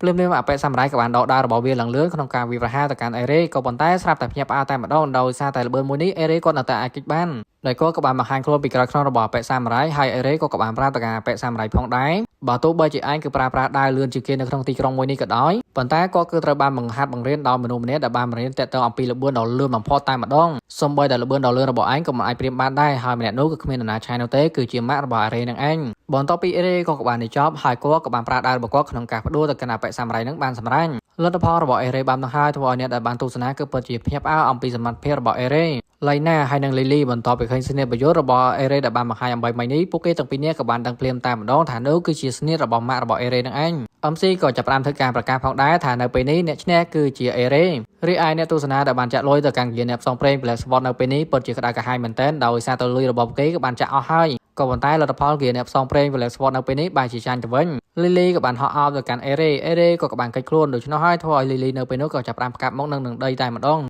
ដូច្នោះហើយលីលីក៏បានធ្វើការសួរហេតុអីបានជាកិច្ចមិនឲ្យនាងអោបបែបនេះអេរ៉េក៏បានធ្វើការសំទោសដោយថាអត្តចរិតរបស់នាងនៅពេលនេះដូចជាបងស្រីរបស់គាត់ខ្លាំងណាស់ Lily ក៏បានខណ្ឌទៅកាន់ Ere ទៀតដែរផ្ទុយទៅវិញនេះពិតជាអរគុណទៅកាន់ Ere មែនតើដែលខំធ្វើឲ្យគេអ្នកផ្សងព្រេងរបស់នាងនៅពេលនេះគឺចាប់ផ្ដើមល្បីឈ្មោះឡើងវិញអីចឹងទៅហើយដើម្បីជាការអរគុណនោះនាងនឹងប៉ាអាហារដ៏ឆ្ងាញ់ៗឲ្យទៅកាន់លោកទន្ទឹមមកដែរ Ere ក៏បានកន្លែងឃើញថា Elena នៅពេលនេះកំពុងតែធ្វើដៃដូចជាចង់អោបជាមួយនឹងគាត់ភ្លាមៗក៏ស្រាប់តែ Elena ក៏បានភ្ញាក់ខ្លួនឡើងវិញដែរម្ដងថានាងក៏បានធ្វើអីហួសព្រំដែនអីចឹងទៅ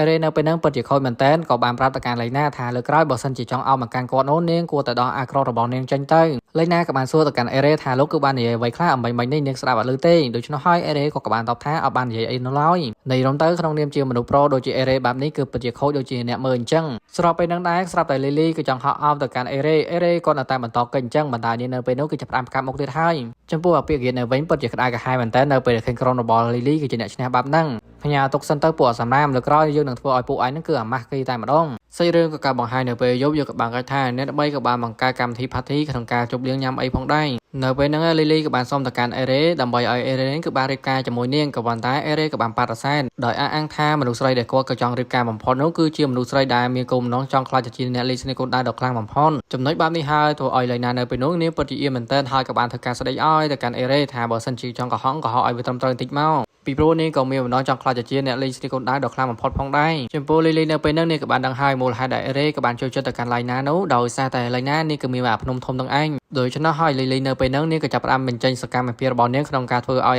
Ere នឹងក៏បានចាប់អារម្មណ៍នៅលើនាងក៏ប៉ុន្តែសកម្មភាពបែបហ្នឹង Lena ក៏បានស្ដីឲ្យទៅកាន់ Lily ថាហេតុអីបានជាធ្វើអីមិនសមរម្យបែបហ្នឹង Lily ក៏បានតបថានាងគ្រាន់តែម៉ាស្សាឲ្យទៅកាន់ Ere តែប៉ុណ្ណោះមានន័យក៏ស្រាប់តែ Ere ក៏បានសុំឲ្យ Lena ក៏បានធ្វើសរសៃឬក៏ធ្វើម៉ាស្សាឲ្យមកកាន់គាត់ដូចជា Lily អញ្ចឹងមួយសន្ទុះក្រមកយើងក៏បានគិតថា Ere នៅពេលនេះឡើងខ្ទៀតបាត់ទៅហើយដោយសារតែនេះគឺជាការម៉ាស្សារបស់ Lena នឹងឯងហើយតាមពិតទៅ Ere នៅពេលនេះក៏កំពុងតែរៀនជំនាញមួយដែលមានឈ្មោះថាការការពារទេវភាពទន្ទឹមមកដែរប៉ារបស់ Lily ក៏បានមកដល់ដូច្នោះក៏បានឃើញពួកគេទាំងពីរនាក់កំពុងតែវឹកហាត់បែបហ្នឹងក៏បានធ្វើការនិយាយថាដំបូងឡើយក៏គឺស្មានថាឯងនេះក៏បានចាក់ចេញពីគៀអ្នកផ្សងព្រេងមួយនេះហើយប៉ុន្តែមិននឹកស្មានថាឯងនៅទីនេះតរសោះ Lily ក៏បានប្រាប់ទៅកាន់ប៉ារបស់ខ្លួនឯងថា Ere ក៏ពិតជាមានសមត្ថភាពខ្លាំងណាស់គឺអាចយកឈ្នះទៅកាន់គៀអ្នកផ្សងព្រេង Black Sword បានមានអីក៏ស្រាប់តែប៉ា Lily ក៏បានតបថាប្រហែលជាគៀអ្នកផ្សងព្រេង Black Sword នេះក៏បានបញ្ជូនមនុស្សថ្មីៗហើយដើម្បីមកប្រកួតនោះ Lily ក៏បានបន្តប្រាប់ទៅកាន់ប៉ារបស់ខ្លួនឯងបន្តទៀតថា Ere ក៏គឺជាមនុស្សម្នាក់ដែលគ្មានទទួលបានពរពីព្រះទេឬក៏ជាមនុស្សដែលគ្មានជំនាញក៏ប៉ុន្តែគាត់គឺអាចមានសមត្ថភាពក្នុងការផ្ដួលទៅកាន់គូប្រកួតរបស់គាត់គឺទាំងអស់តែម្ដងប៉ារបស់ Lily គឺភញាប់រើតែម្ដងបន្ទាប់ពីដឹងថា Ere គឺជាមនុស្សដែលខ្លាំងពូកែម្នាក់ Lily ក៏បាននិយាយទៀតថានៅពេលបច្ចុប្បន្ននេះឲ្យតែមានវត្តមានរបស់ Ere នោះវាអ្នកផ្សងព្រេងរបស់យើងប្រកាសជាមានសង្ឃឹមឡើងវិញក្នុងការឲ្យមានប្រជាប្រិយភាពពីព្រោះថានៅពេលនេះ Ere ប្រកាសជារៀបការជាមួយនាងជាមិនខានមានអីក៏ស្រាប់តែ Ere ក៏បានតទៅវិញផងដែរថាកុំអត់និយាយបន្លឺអីដោយសារតែគាត់បានចង់រៀបការមួយនាងទេជាភាសាប៉ារបស់ Lily ក៏បានប្រាប់ទៅកាន់ Lily ថានៅពេលនេះឯងគួរតែបោះបង់គំនិតរបស់ឯងទៅពីព្រោះថាគេអ្នកផ្សងព្រេងរបស់យើងនៅពេលនេះគឺគ្មានសង្ឃឹមដើម្បីស្ដារឡើងមកវិញនោះទេបន្ទាប់ពីលើកបាបនឹងភ្លាមក៏ស្រាប់តែ Ere ក៏បានធ្វើការនិយាយសម្ដៅទៅកាន់ប៉ារបស់ Lily តែម្ដងបើទោះបីជា Lily គឺជាមនុស្សម្នាក់ដែលមិនសូវដឹងអីក៏ដោយក៏ប៉ុន្តែនាងក៏មានឆន្ទៈខ្ពស់ក្នុងការស្ដារឡើងគេអ្នកផ្សងព្រេងមកវិញគឺមិនដូចលោកនោះទេបើជាបោះបង់គេអ្នកផ្សងព្រេងហើយក៏បានកាន់ដបស្រាគឺប្រមឹករាល់ថ្ងៃតែម្ដងឬក៏លោកគឺបានគិតថានៅពេលដែលលោកក៏បានបាត់បង់ដៃម្ខាងនោះលោកគឺមិនអាចប្រើស្នេហ៍ដារបស់លោកបាននោះកំណត់បែបនេះគឺពិតជាខុសខ្លាំងណាស់ដោយសារតែអ្នកខ្លះក៏មានសមត្ថភាពក្នុងការប្រើដៃតែម្ខាងផងដែរគ្រាន់តែនិយាយចប់ភ្លាមធ្វើឲ្យប៉ា Lily នៅពេលនោះពិតជាក្តៅក្រហាយជាមួយនឹង Ere មែនតើដែលនិយាយប្រមាថមកកាន់គាត់នៅពេលហ្នឹងក៏បាននិយាយទាំងកំហឹងប្រាប់តែកាន់ Ere ឲ្យបានដឹងផងដែរថាគាត់ក៏មានជំនាញខាងស្នេហ៍ដាវពីរក៏ប៉ុន្តែនៅពេលបច្ចុប្បន្ននេះដៃរបស់គាត់គឺត្រូវបានបាត់បង់មួយចំហៀងហើយគាត់នឹងគឺប្រើស្នេហ៍របស់គាត់ដោយរបៀបណាទៅ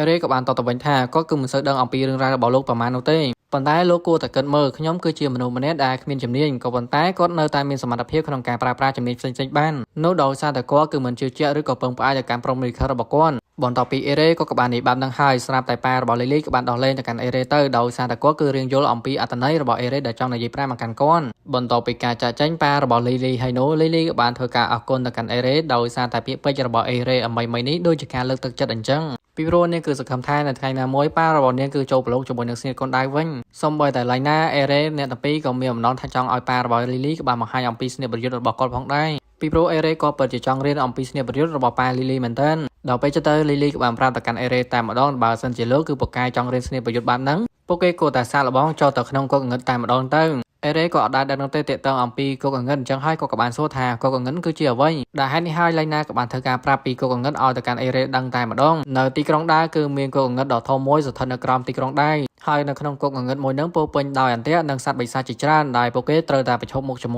យគ្រាន់តែលឿនចាំងភ្លាម Ere នៅពេលហ្នឹងក៏ពិតជាចង់ទៅមែនតើ រីឯឡៃណាក៏ដូចគ្នាដោយសារតែនាងក៏ចង់អភិវឌ្ឍស្នេហ៍កូនដាវរបស់នាងឲ្យកាន់តែខ្លាំងដើម្បីចូលរួមការប្រកួតស្នេហ៍កូនដាវនៅទីក្រុងមួយនេះហើយការប្រកួតស្នេហ៍កូនដាវគឺដើម្បីកំណត់ថាអ្នកណាគឺជាជើងខ្លាំងបំផុតកម្ពុជាស្នេហ៍កូនដាវអញ្ចឹងទៅបន្ទាប់ពីការបញ្យលត្រូវបានបញ្ចប់នោះភ្លាមៗក៏ស្រាប់តែលីលីក៏បានប្រកួតសបុតមួយឲ្យទៅកាន់អេរ៉េសេញ៉េដែលអះអាងថានេះគឺជាក្រដាសដើម្បីចុះឈ្មោះក្នុងការប្រកួតស្នេហ៍កូនដាវមានអីក៏ស្រាប់តែអេរ៉េក៏បានយកមកហែកចោលតែម្ដងដោយសារតែនេះគឺគ្រាន់តែខ្លាំងៗតែប៉ុណ្ណោះហើយតាមពិតទៅក្រដាសមួយហ្នឹងគឺតាក់ទងអំពីការរៀបការនឹងឯងជាលទ្ធផលរបស់លីលីបាប់ហ្នឹងហើយអេរ៉េនៅពេលនោះក៏ចាប់បានធ្វើទរណកម្មទៅកាន់លីលីតែម្ដងសេរឿងក៏ការបង្ហាញនៅព្រឹកបន្តក៏ណាពេលដែលអេរ៉េក៏កំពុងតែកេងលួននៅលើក្រែរបស់គាត់ភ្លាមៗក៏ស្រាប់តែលីលីក៏បានបង្ហាញខ្លួនដែលគោលបំណងរបស់នាងនៅពេលនេះដូចជាចង់ថាបទៅកាន់អេរ៉េអញ្ចឹងក៏ប៉ុន្តែត្រូវបានអេរ៉េក៏បានចាប់មុខរបស់នាងជាប់ហើយលីលីនៅពេលហ្នឹងក៏បានធ្វើការស្ដីឲ្យទៅកាន់អេរ៉េថាហេតុអីបានជាធ្វើបាបមកកាន់មនុស្សស្រីបែបហ្នឹងអេរ៉េក៏បានតបថាដោយសារតែនាងគឺមានគោលបំណងថាធ្វើអ្វីមិនសមរម្យនៅពេលហ្នឹងលីលីពិតជានៅជាច្រើនមែនទែនដល់ពេលទៅអេរ៉េក៏ពិតជាធន់ទ្រាំខ្លាំងណាស់ហើយក៏បានចាប់ចងទៅកាន់លីលីជាប់នឹងក្រែរបស់គាត់តែម្ដងបន្តមកទៀតអេរ៉េក៏បានធ្វើដំណើរដើម្បីទៅជួយជាមួយនឹងឡៃណាក៏ប៉ុន្តែនៅពេលគាត់ក៏បានបើកទ្វារចូលបន្ទររបស់ឡៃណាហ្នឹងគឺពិតជាភ្ញាក់ផ្អើលមែនទែនបន្តទៅឃើញឡៃណានេះក៏ពោលតែគេងលក់ហើយហ្នឹងនៅពេលហ្នឹងឡៃណាក៏បានយល់សពតាក់ទងអំពីប៉ារបស់ខ្លួនហើយក៏បាននិយាយពាក្យថាប៉ារហូតនៅពេលដែលឃើញបែបហ្នឹងអេរ៉េក៏បានធ្វើការអង្អែលក្បាលទៅកាន់ឡៃណាតែម្ដងចំពោះលីលីនៅពេលនោះឡើងដកកតែម្ដងឡើងស្អែកផ្អើលពេញហ្នឹងរហូតដល់ប៉ារបស់នាងក៏បានចេញមកមើលបន្តមកទៀតសាច់រឿងក៏កើតបង្ហាញនៅពេលដែលអ្នក13កំពុងតែធ្វើដំណើរដើម្បីចូលទៅក្នុងគុកងងឹនជាដំបូងគ្រាន់តែពួកគេក៏បានទៅចូលឈ្មោះដើម្បីបង្ហាញថាពួកគេក៏បានចូលទៅក្នុងគុកងងឹតអីចឹងទៅរីឯវិធីសាស្ត្រក្នុងការចូលទៅក្នុងគុកងងឹតវិញអត់មានអីពិបាកនោះទេគ្រាន់តែប្រើវេទមន្តតេឡផតតែប៉ុណ្ណោះជាពិសេសនោះយើងគឺចង់ទៅជន់ណាក៏បានដែរស្រេចតែក្បាលវ៉ារបស់យើងទេលីលីនៅតែខូចអញ្ចឹងដែរនេះគឺមានបំណងថាចង់ចូលទៅក្នុងគុកងងឹតតែ2នាក់ជាមួយនឹងអេរ៉េតែប៉ុណ្ណោះក៏ប៉ុន្តែផែនការរបស់លីលីគឺមិនចូលចេញនោះទេដោយសារតែអេរ៉េក៏បានធ្វើការហៅទៅកាន់ឡៃណាដើម្បីមកចូលរួមជាមួយគាត់ឬក៏នៅជាមួយគាត់អីចឹងទ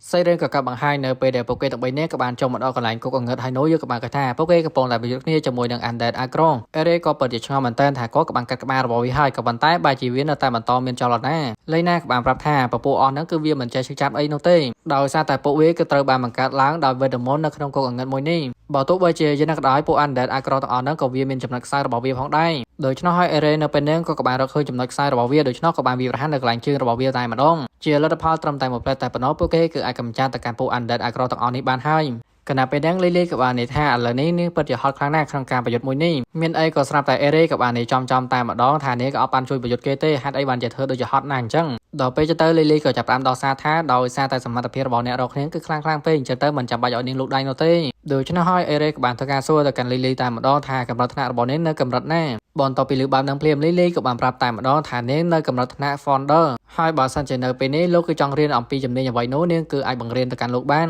នរីឯអេរ៉េនៅវិញក៏កំពុងតែគិតអំពីកម្រិតថ្នាក់ថាកម្រិតថ្នាក់ Founder នឹងដូចជាមានកម្រិតថ្នាក់មួយទៀតដែលនៅលើវាឡៃណានៅពេលដែលឃើញអេរ៉េក៏កំពុងតែឆ្ងល់តាក់ទងអំពីកម្រិតថ្នាក់បែបហ្នឹងនាងក៏បានប្រាប់តែម្ដងតាក់ទងអំពីកម្រិតថ្នាក់ដែលនៅលើ Founder កម្រិតមួយនោះគឺមានឈ្មោះថាកម្រិតព្រះហើយកម្រិតមួយនោះម៉ាក់របស់ឯងកំពុងតែស្ថិតនៅកម្រិតព្រះហ្នឹងឯងដល់ពេលទៅអេរ៉េក៏បានធ្វើការប្រាប់ទៅកាន់លីលីថានាងគឺគ្មានប្រយោជន៍សម្រាប់គាត់ទេធ្វើឲ្យលីលីនៅពេលហ្នឹងឡើងគាំងតែម្ដងហើយនាងក៏បានធ្វើការនិយាយតទៅវិញថាកុំថានាងអត់ប្រយោជន៍អីដោយសារតែនាងក៏មានសមត្ថភាពខ្លះក្នុងការបង្រៀនជំនាញមួយចំនួនឲ្យទៅកាន់លោកផងដែរចំពោះអេរ៉េនៅពេលហ្នឹងក៏អត់ចង់និយាយច្រើននោះទេក៏បានហៅពួកគេដើម្បីបន្តទៅមុខទៀតភ្លាមៗក៏ស្រាប់តែពួកគេទាំង3នាក់ក៏បានជួបប្រទះជាមួយនឹងអ្នកផ្សងព្រេងម្នាក់ហើយសភាពរបស់គាត់នៅពេលនេះដូចជាទ្រុឌទ្រង់ខ្លាំងណាស់អេរ៉េក៏បានធ្វើការសួរថាមានបញ្ហាអ្វីកើតឡើងទៅហេតុអីបានជាទៅជាយ៉ាងនេះអ្នកផ្សងព្រេងម្នាក់ហ្នឹងក៏បានប្រាប់ថាគាត់ហើយនឹងគ្នារបស់គាត់ក៏បានចូលទៅដល់ក្នុងបន្ទប់មួយក៏ប៉ុន្តែក៏ស្រាប់តែពួកគេក៏បានជួបប្រទះជាមួយនឹងអន្ទាក់ដែលសាហាវបណ្ដាឲ្យពួកគេនៅពេលនោះគឺស្រាប់តែមានបញ្ហាតែម្ដងដូច្នេះនៅពេលនេះក៏ពិតជាត្រូវការជំនួយមែនទែនដែលសូមឲ្យពួកគេទាំង3នាក់ដើម្បីទៅជួយមើលរំក្រុងរបស់គាត់លីលីក៏បានប្រាប់ថាបើសិនជាឯងគឺចង់ឲ្យនាងជួយនោះតើឯងឲ្យប្រាក់មកកាន់យើងមកទៅយើងគឺជួយបានឬមកអ្នកផ្សងព្រេងម្នាក់ហ្នឹងក៏មិនចាំយូរដែរក៏បានប្រកបកាប់មាសមួយថងឲ្យទៅកាន់លីលីតែម្ដងក្រោយមកអ្នកផ្សងព្រេងម្នាក់ហ្នឹងក៏បាននាំពួកគេទាំង3នាក់ដើម្បីទៅជួយមើលរំក្រុងរបស់គាត់ចំពោះអេរ៉េនៅពេលហ្នឹងក៏បានដឹងថាបារម្ភម្នាក់ហ្នឹងកំពុងតែបោកមកកាន់ពួកគាត់ក៏ប៉ុន្តែអេរ៉េអត់បានប្រាប់ទៅកាន់មើលរំក្រុងរបស់គាត់នោះទេដោយសារតែគាត់ពិតជាចង់ជួបបញ្ហាមួយនោះខ្លាំងណាស់ក្រោយមកទៀតនៅពេលដែលអ្នកផ្សងព្រេងម្នាក់ហ្នឹងក៏បាននាំមកដល់បន្ទប់មួយហើយនោះក៏ស្រាប់តែភ្ញាក់ផ្អើលតែម្ដងដោយសារតែមានឈាមនៅទីនោះនៅពេលដែលឃើញបែបហ្នឹងអ្នកផ្សងព្រេងម្នាក់ហ្នឹងក៏បានសម្ដែងថាវាមិនអាចទៅរួចនោះទេហេតុអីបានជាមើលរូបក្រុមរបស់គាត់គឺត្រូវបានបាត់ខ្លួនបែបនេះរីឯលីលីនៅពេលហ្នឹងអត់បានចាប់អារម្មណ៍អ្វីឆ្ងាយនោះទេបែរជានាងក៏បានទៅយកកាប់មាសដែលស្ថិតនៅទីនោះទៅវិញគ្រាន់តែប៉ះភ្លាមគឺមិនទាន់ដឹងអីផងហ្នឹងក៏ស្រាប់តែលេចឡើងជាមួយនឹងរង្វង់វេទមន្តតេឡផតមួយនៅពេលហ្នឹងហើយអ្នកផ្សងព្រេងម្នាក់ហ្នឹងក៏បានលេបត្រដាងផងដែរថាពួកឯងហ្នឹងក៏បានចាញ់បោកយើងហើយក៏ប៉ុន្តែចង្រៃយកអីដោយសារតែរង្វង់វេទមន្តតេឡផតហ្នឹងវាធំហើយពេញមកបន្ទប់ហ្នឹងហើយអាប៉ែតហ្នឹងក៏នៅនឹងដែរអញ្ចឹងហើយធ្វើឲ្យវាពិតជាភ្ញាក់ផ្អើលមែនទែន ត្រឹមតែមួយផ្លែតែប៉ុណ្ណោះពួកគេទាំងអស់គ្នាក៏បានទៅលផលមកដល់ទីតាំងមួយដែលពួកគេក៏មិនបានស្គាល់នោះទេជាពិសេសទីតាំងដែលពួកគេកំពុងតែស្ថិតនៅនឹងគឺអត់មានច្រកចេញទៀនលេខណាក៏បាននិយាយថាប្រហែលជានេះមិនមែនជាជាន់ទី14ទេប្រហែលជា16ឬក៏18ហើយរីឯអាប៉ែតដែលជាអ្នកផ្សងព្រេងម្នាក់នោះក៏ចាប់ផ្ដើមបន្ទោសពីខ្លួនឯងតែម្ដងថាហេតុអីបានជាខ្លួនឯងគឺធ្វើប្រហែលបែបនេះលីលីនៅពេលដែលឃើញបែបហ្នឹងគឺចង់ឲ្យអាប៉ែតនឹងបកស្រាយក៏ប៉ុន្តែអំឡុងពេលដែលនាងកំពុងតែដើរហ្នឹងគឺប៉ះអាកាមៀដែលនាងក៏បានប៉ះអំបញ្ញមិញនេះហើយអាកាមៀមួយហ្នឹងក៏បានរត់ទៅដល់ទីតាំងមួយបណ្ដាឲ្យទ្វារមួយនោះគឺចាប់ផ្ដើមបើកតែម្ដងជាភាសាក៏បានលេចឡើងជាមួយនឹងអានដែលអាក្រដែលមានកម្រិតដៃព្រ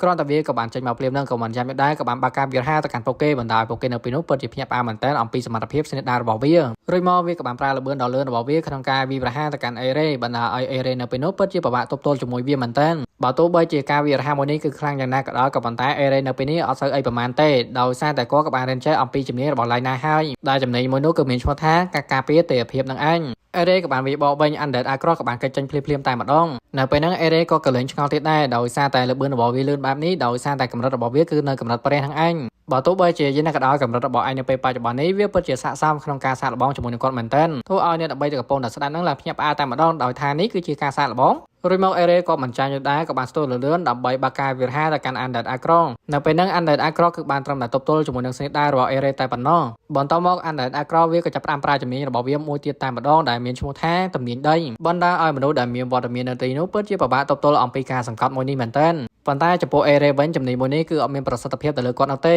េដោយសារតែគាត់ក៏បានហាត់រៀនជាមួយនឹងម៉ាក់របស់គាត់ហើយម៉ាក់របស់គាត់គឺតែងតែប្រើជំនាញមួយនេះដាក់មកកាន់គាត់រហូតហ្នឹងដូច្នោះហើយបានជាជំនាញដីមួយនេះគឺមិនអាចប៉ះពាល់មកកាន់គាត់បានគណៈពេលហ្នឹងអេរ៉េក៏បានរើកាមៀដើម្បីទៅប្រឆាំងជាមួយនឹងអានដែលអាក្រមួយហ្នឹងដើម្បីវារហាទៅកាន់កាមៀឆ្លៀតឱកាសហ្នឹងដែរអេរ៉េក៏បានប្រើស្នេហ៍ដារបស់គាត់ក្នុងការវារហាទៅកាន់អានដែលអាក្រមួយហ្នឹងគឺត្រឹមតែមួយស្នេហ៍តែប៉ុណ្ណោះគឺទទួលបានជោគជ័យសមិទ្ធផលរបស់អេរ៉េបានហ្នឹងហើយធ្វើឲ្យអ្នកដើម្បីនៅពេលនោះឡើងភ្ញាក់ផ្អើលតែម្ដងអំពីសមត្ថភាពរបស់អេរ៉េបន្តមកទៀតគណៈពេលដែលអេរ៉េក៏កំពុងតែសម្រាប់ហ្នឹងលីលីក៏បានធ្វើការនិយាយផងដែរអានដែលអាក្រដែលមានកំណត់ថ្នាក់ព្រះហ្នឹងគឺនាងមិនដែលធ្លាប់ជួបពីមុនមកទេហើយនេះគឺទៅតែលើកទី1ហើយអ្វីដែលកាន់តែភ្ញាក់ផ្អើលសម្រាប់នាងទេណូដោយសារតែលោកគឺមានសមត្ថភាពក្នុងការកម្ចាត់ទៅកាន់អានដែលអាក្រដែលមានកំណត់ព្រះបានដល់ពេលទៅអេរ៉េក៏បានប្រាប់ថាមូលហេតុដែលគាត់ក៏អាចកម្ចាត់បានហ្នឹងដោយសារតែម៉ាក់របស់គាត់ក៏នៅកម្រិតព្រះដែរដល់ពេលទៅឡៃណាក៏បានធ្វើការសួរទៅកាន់អេរ៉េតែម្ដងថាហេតុអីបានជាម៉ាក់របស់ឯងក៏បានសម្រេចចិត្តថាគឺបានទៅនៅភូមិបែបហ្នឹងទាំងតែគាត់ក៏មានកម្រិតព្រះបែបនេះចំណោទរបស់អេរ៉េនៅពេលនោះក៏បានតបថាដោយសារតែម៉ាក់របស់គាត់ក៏ចង់រស់នៅកន្លែងស្ងប់ស្ងាត់នឹងឯងអញ្ចឹងហើយឡៃណានៅពេលហ្នឹងក៏បានធ្វើការលេងសើចជាមួយនឹងអេរ៉េតែម្ដងមិននឹកស្មានថាបែរជានាងក៏បានស្គាល់ទៅកាន់កូនប្រុសរបស់ព្រះនាងដើរតតស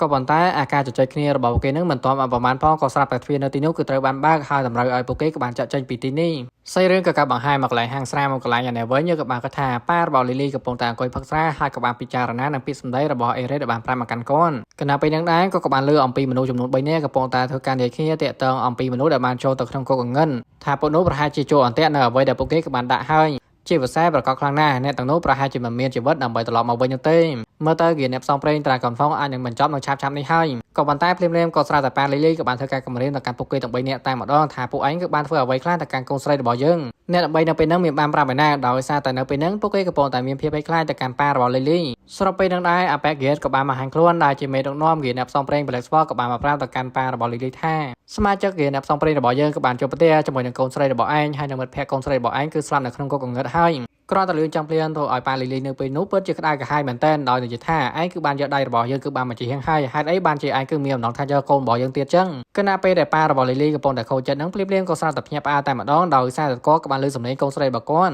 ហើយនៅពេលនេះអ្នកដើម្បីក៏បានធ្វើដំណើរមកហាងមួយនេះដើម្បីមកញ៉ាំអាហារចឹងទៅលោកប៉ារបស់លីលីបន្តទៅឃើញលីលីគឺមិនទាន់ស្លាប់បាត់ហ្នឹងក៏ពិតជាភ្ញាក់ផ្អើលមែនទែនហើយក៏បានស្ទុះអោទៅកាន់លីលីទាំងរំភើបតែម្ដងអាប៉ែកហ្គេតនៅវិញវាស្ទើរតែមិនអាចទៅរួចនោះទេថាហេតុអីបានជាពួកគេនឹងគឺមានជីវិតដើម្បីត្រឡប់មកវិញបែបនេះដូច្នោះហើយលីលីក៏បានប្រាប់តែម្ដងថាសមាជិកគេអ្នកផ្សងព្រេងរបស់ឯងក៏បានប្រាប់យើងអស់ហើយពួកយើងក៏មានសមត្ថភាពក្នុងការកម្ចាត់ទៅកាន់អានដែលអាក្រដែលមានកម្រិតព្រះផងដែរដូច្នោះហើយបានជាពួកគេទាំង3នាក់ក៏បានមកទីនេះដោយសុវត្ថិភាពបើទោះបីជាយ៉ាងណាក៏ដោយអាប៉ែកហ្គេតវានៅតែមិនជឿអំពីសមត្ថភាពរបស់ពួកគេទាំង3នាក់ដែលអាចយកឈ្នះទៅកាន់អានដែលអាក្រដែលមានកម្រិតដែរព្រះដល់ពេលទៅអេរ៉េក៏បានលុកមកនិយាយតែម្ដងថាអានដែលអាក្រនឹងវាពិតជាខ្លាំងមែនក៏ប៉ុន្តែនៅតែមិនអាចយកឈ្នះមកកាន់យើងបានចំពោះលីលីក៏បានធ្វើការនិយាយថាអ្នកដែលនៅពីក្រៅខ្នងតាមពិតទៅគឺជាឯងអាប៉ែកហ្គេតក៏បានតបថាច្បាប់នៅពេលនេះគឺមិនអាចធ្វើអ្វីមកកាន់វាបានទេពីព្រោះច្បាប់ក៏បានចាញ់មកហើយថាអ្នកដែលបានចូលទៅក្នុងគុកអង្ងឹតអីហ្នឹងគឺមានបញ្ហាពួកគេអត់ទទួលខុសត្រូវអីនោះទេដែលហេតុនេះហើយពួកគេទាំង3នាក់ក៏មិនអាចធ្វើអ្វីទៅកាន់អាប៉ែកហ្គេតបានដែរដោយសារតែនោះវាជាច្បាប់មែនដូច្នោះហើយពួកគេក៏បានដោះលែងអាប៉ែកហ្គេតឲ្យចាក់ចេញពីទីនេះបាត់ទៅបន្តមកទៀតនៅពេលដែលអាប៉ែកហ្គេតក៏បានត្រឡប់មកដល់កន្លែងវាវិញហើយនោះវាពិតជាក្តៅក្រហាយជាមួយនឹងក្រុមរបស់អេរ៉េមែនទែន ពីព្រោះវាមិនចង់ឲ្យគេអ្នកផ្សងព្រេងត្រែកូនហ្វុងគឺល្បីល្បាញដូចជាពេលមុននោះឡើយគណៈពេលដែលអាប៉ែហ្គេកំពុងតែទុកសិចហ្នឹងភ្លាមនឹងដែរក៏ស្រាប់តែមានដាវមួយក៏បានធ្វើការនិយាយទៅកាន់វាទាំងអំណាចតែម្ដងបើសិនជាឯងកំពុងតែចងគំនុំជាមួយនឹងពួកគេបែបនេះយើងគឺអាចជួយសង្គ្រោះទៅកាន់ឯងបានហើយថែមទាំងអាចសម្រេចនៅអ្វីដែលឯងចង់បានផងដែរអូខេអ្នកទាំងអស់គ្នាសេរីរបស់យើងភាគទី4គឺការចប់នៅត្រឹមនឹងឯងហើយបើចង់ដឹងថាភាគទៅមុខទៀតវាទៅជាយ៉ាងណាក៏ភ្លេចតាមជាមួយមីនដល់គ្នាណាហើយអេមីនពិតជាអរគុណទៅកាន់គ្នាយើងមែនតើដែលបាន support កាហ្វេមកកាន់អេមីនមានតែពីជូនពរទៅកាន់អ្នកគ្នាតែប៉ុណ្ណោះឲ្យសំណាងល្អនៅក្នុងឆាកជីវិតការធ្វើដំណើរទៅណាមកណាប្រកបដោយសុវត្ថិភាពជានិញមួយទីនោះបើសិនជាគ្នាយើងណាដែលមានបំណងថាចង់ support កាហ្វេមកកាន់អេមីននេះនោះអេមីននឹងដាក់ QR នៅទីនេះដើម្បីផ្ដល់ជាកម្លាំងចិត្តមកដល់អេមីនជាចុងក្រោយអេមីនមែនតែប៉ុណ្្នឹងទេបាយបាយជួបគ្នាភាពបន្តបាយបាយ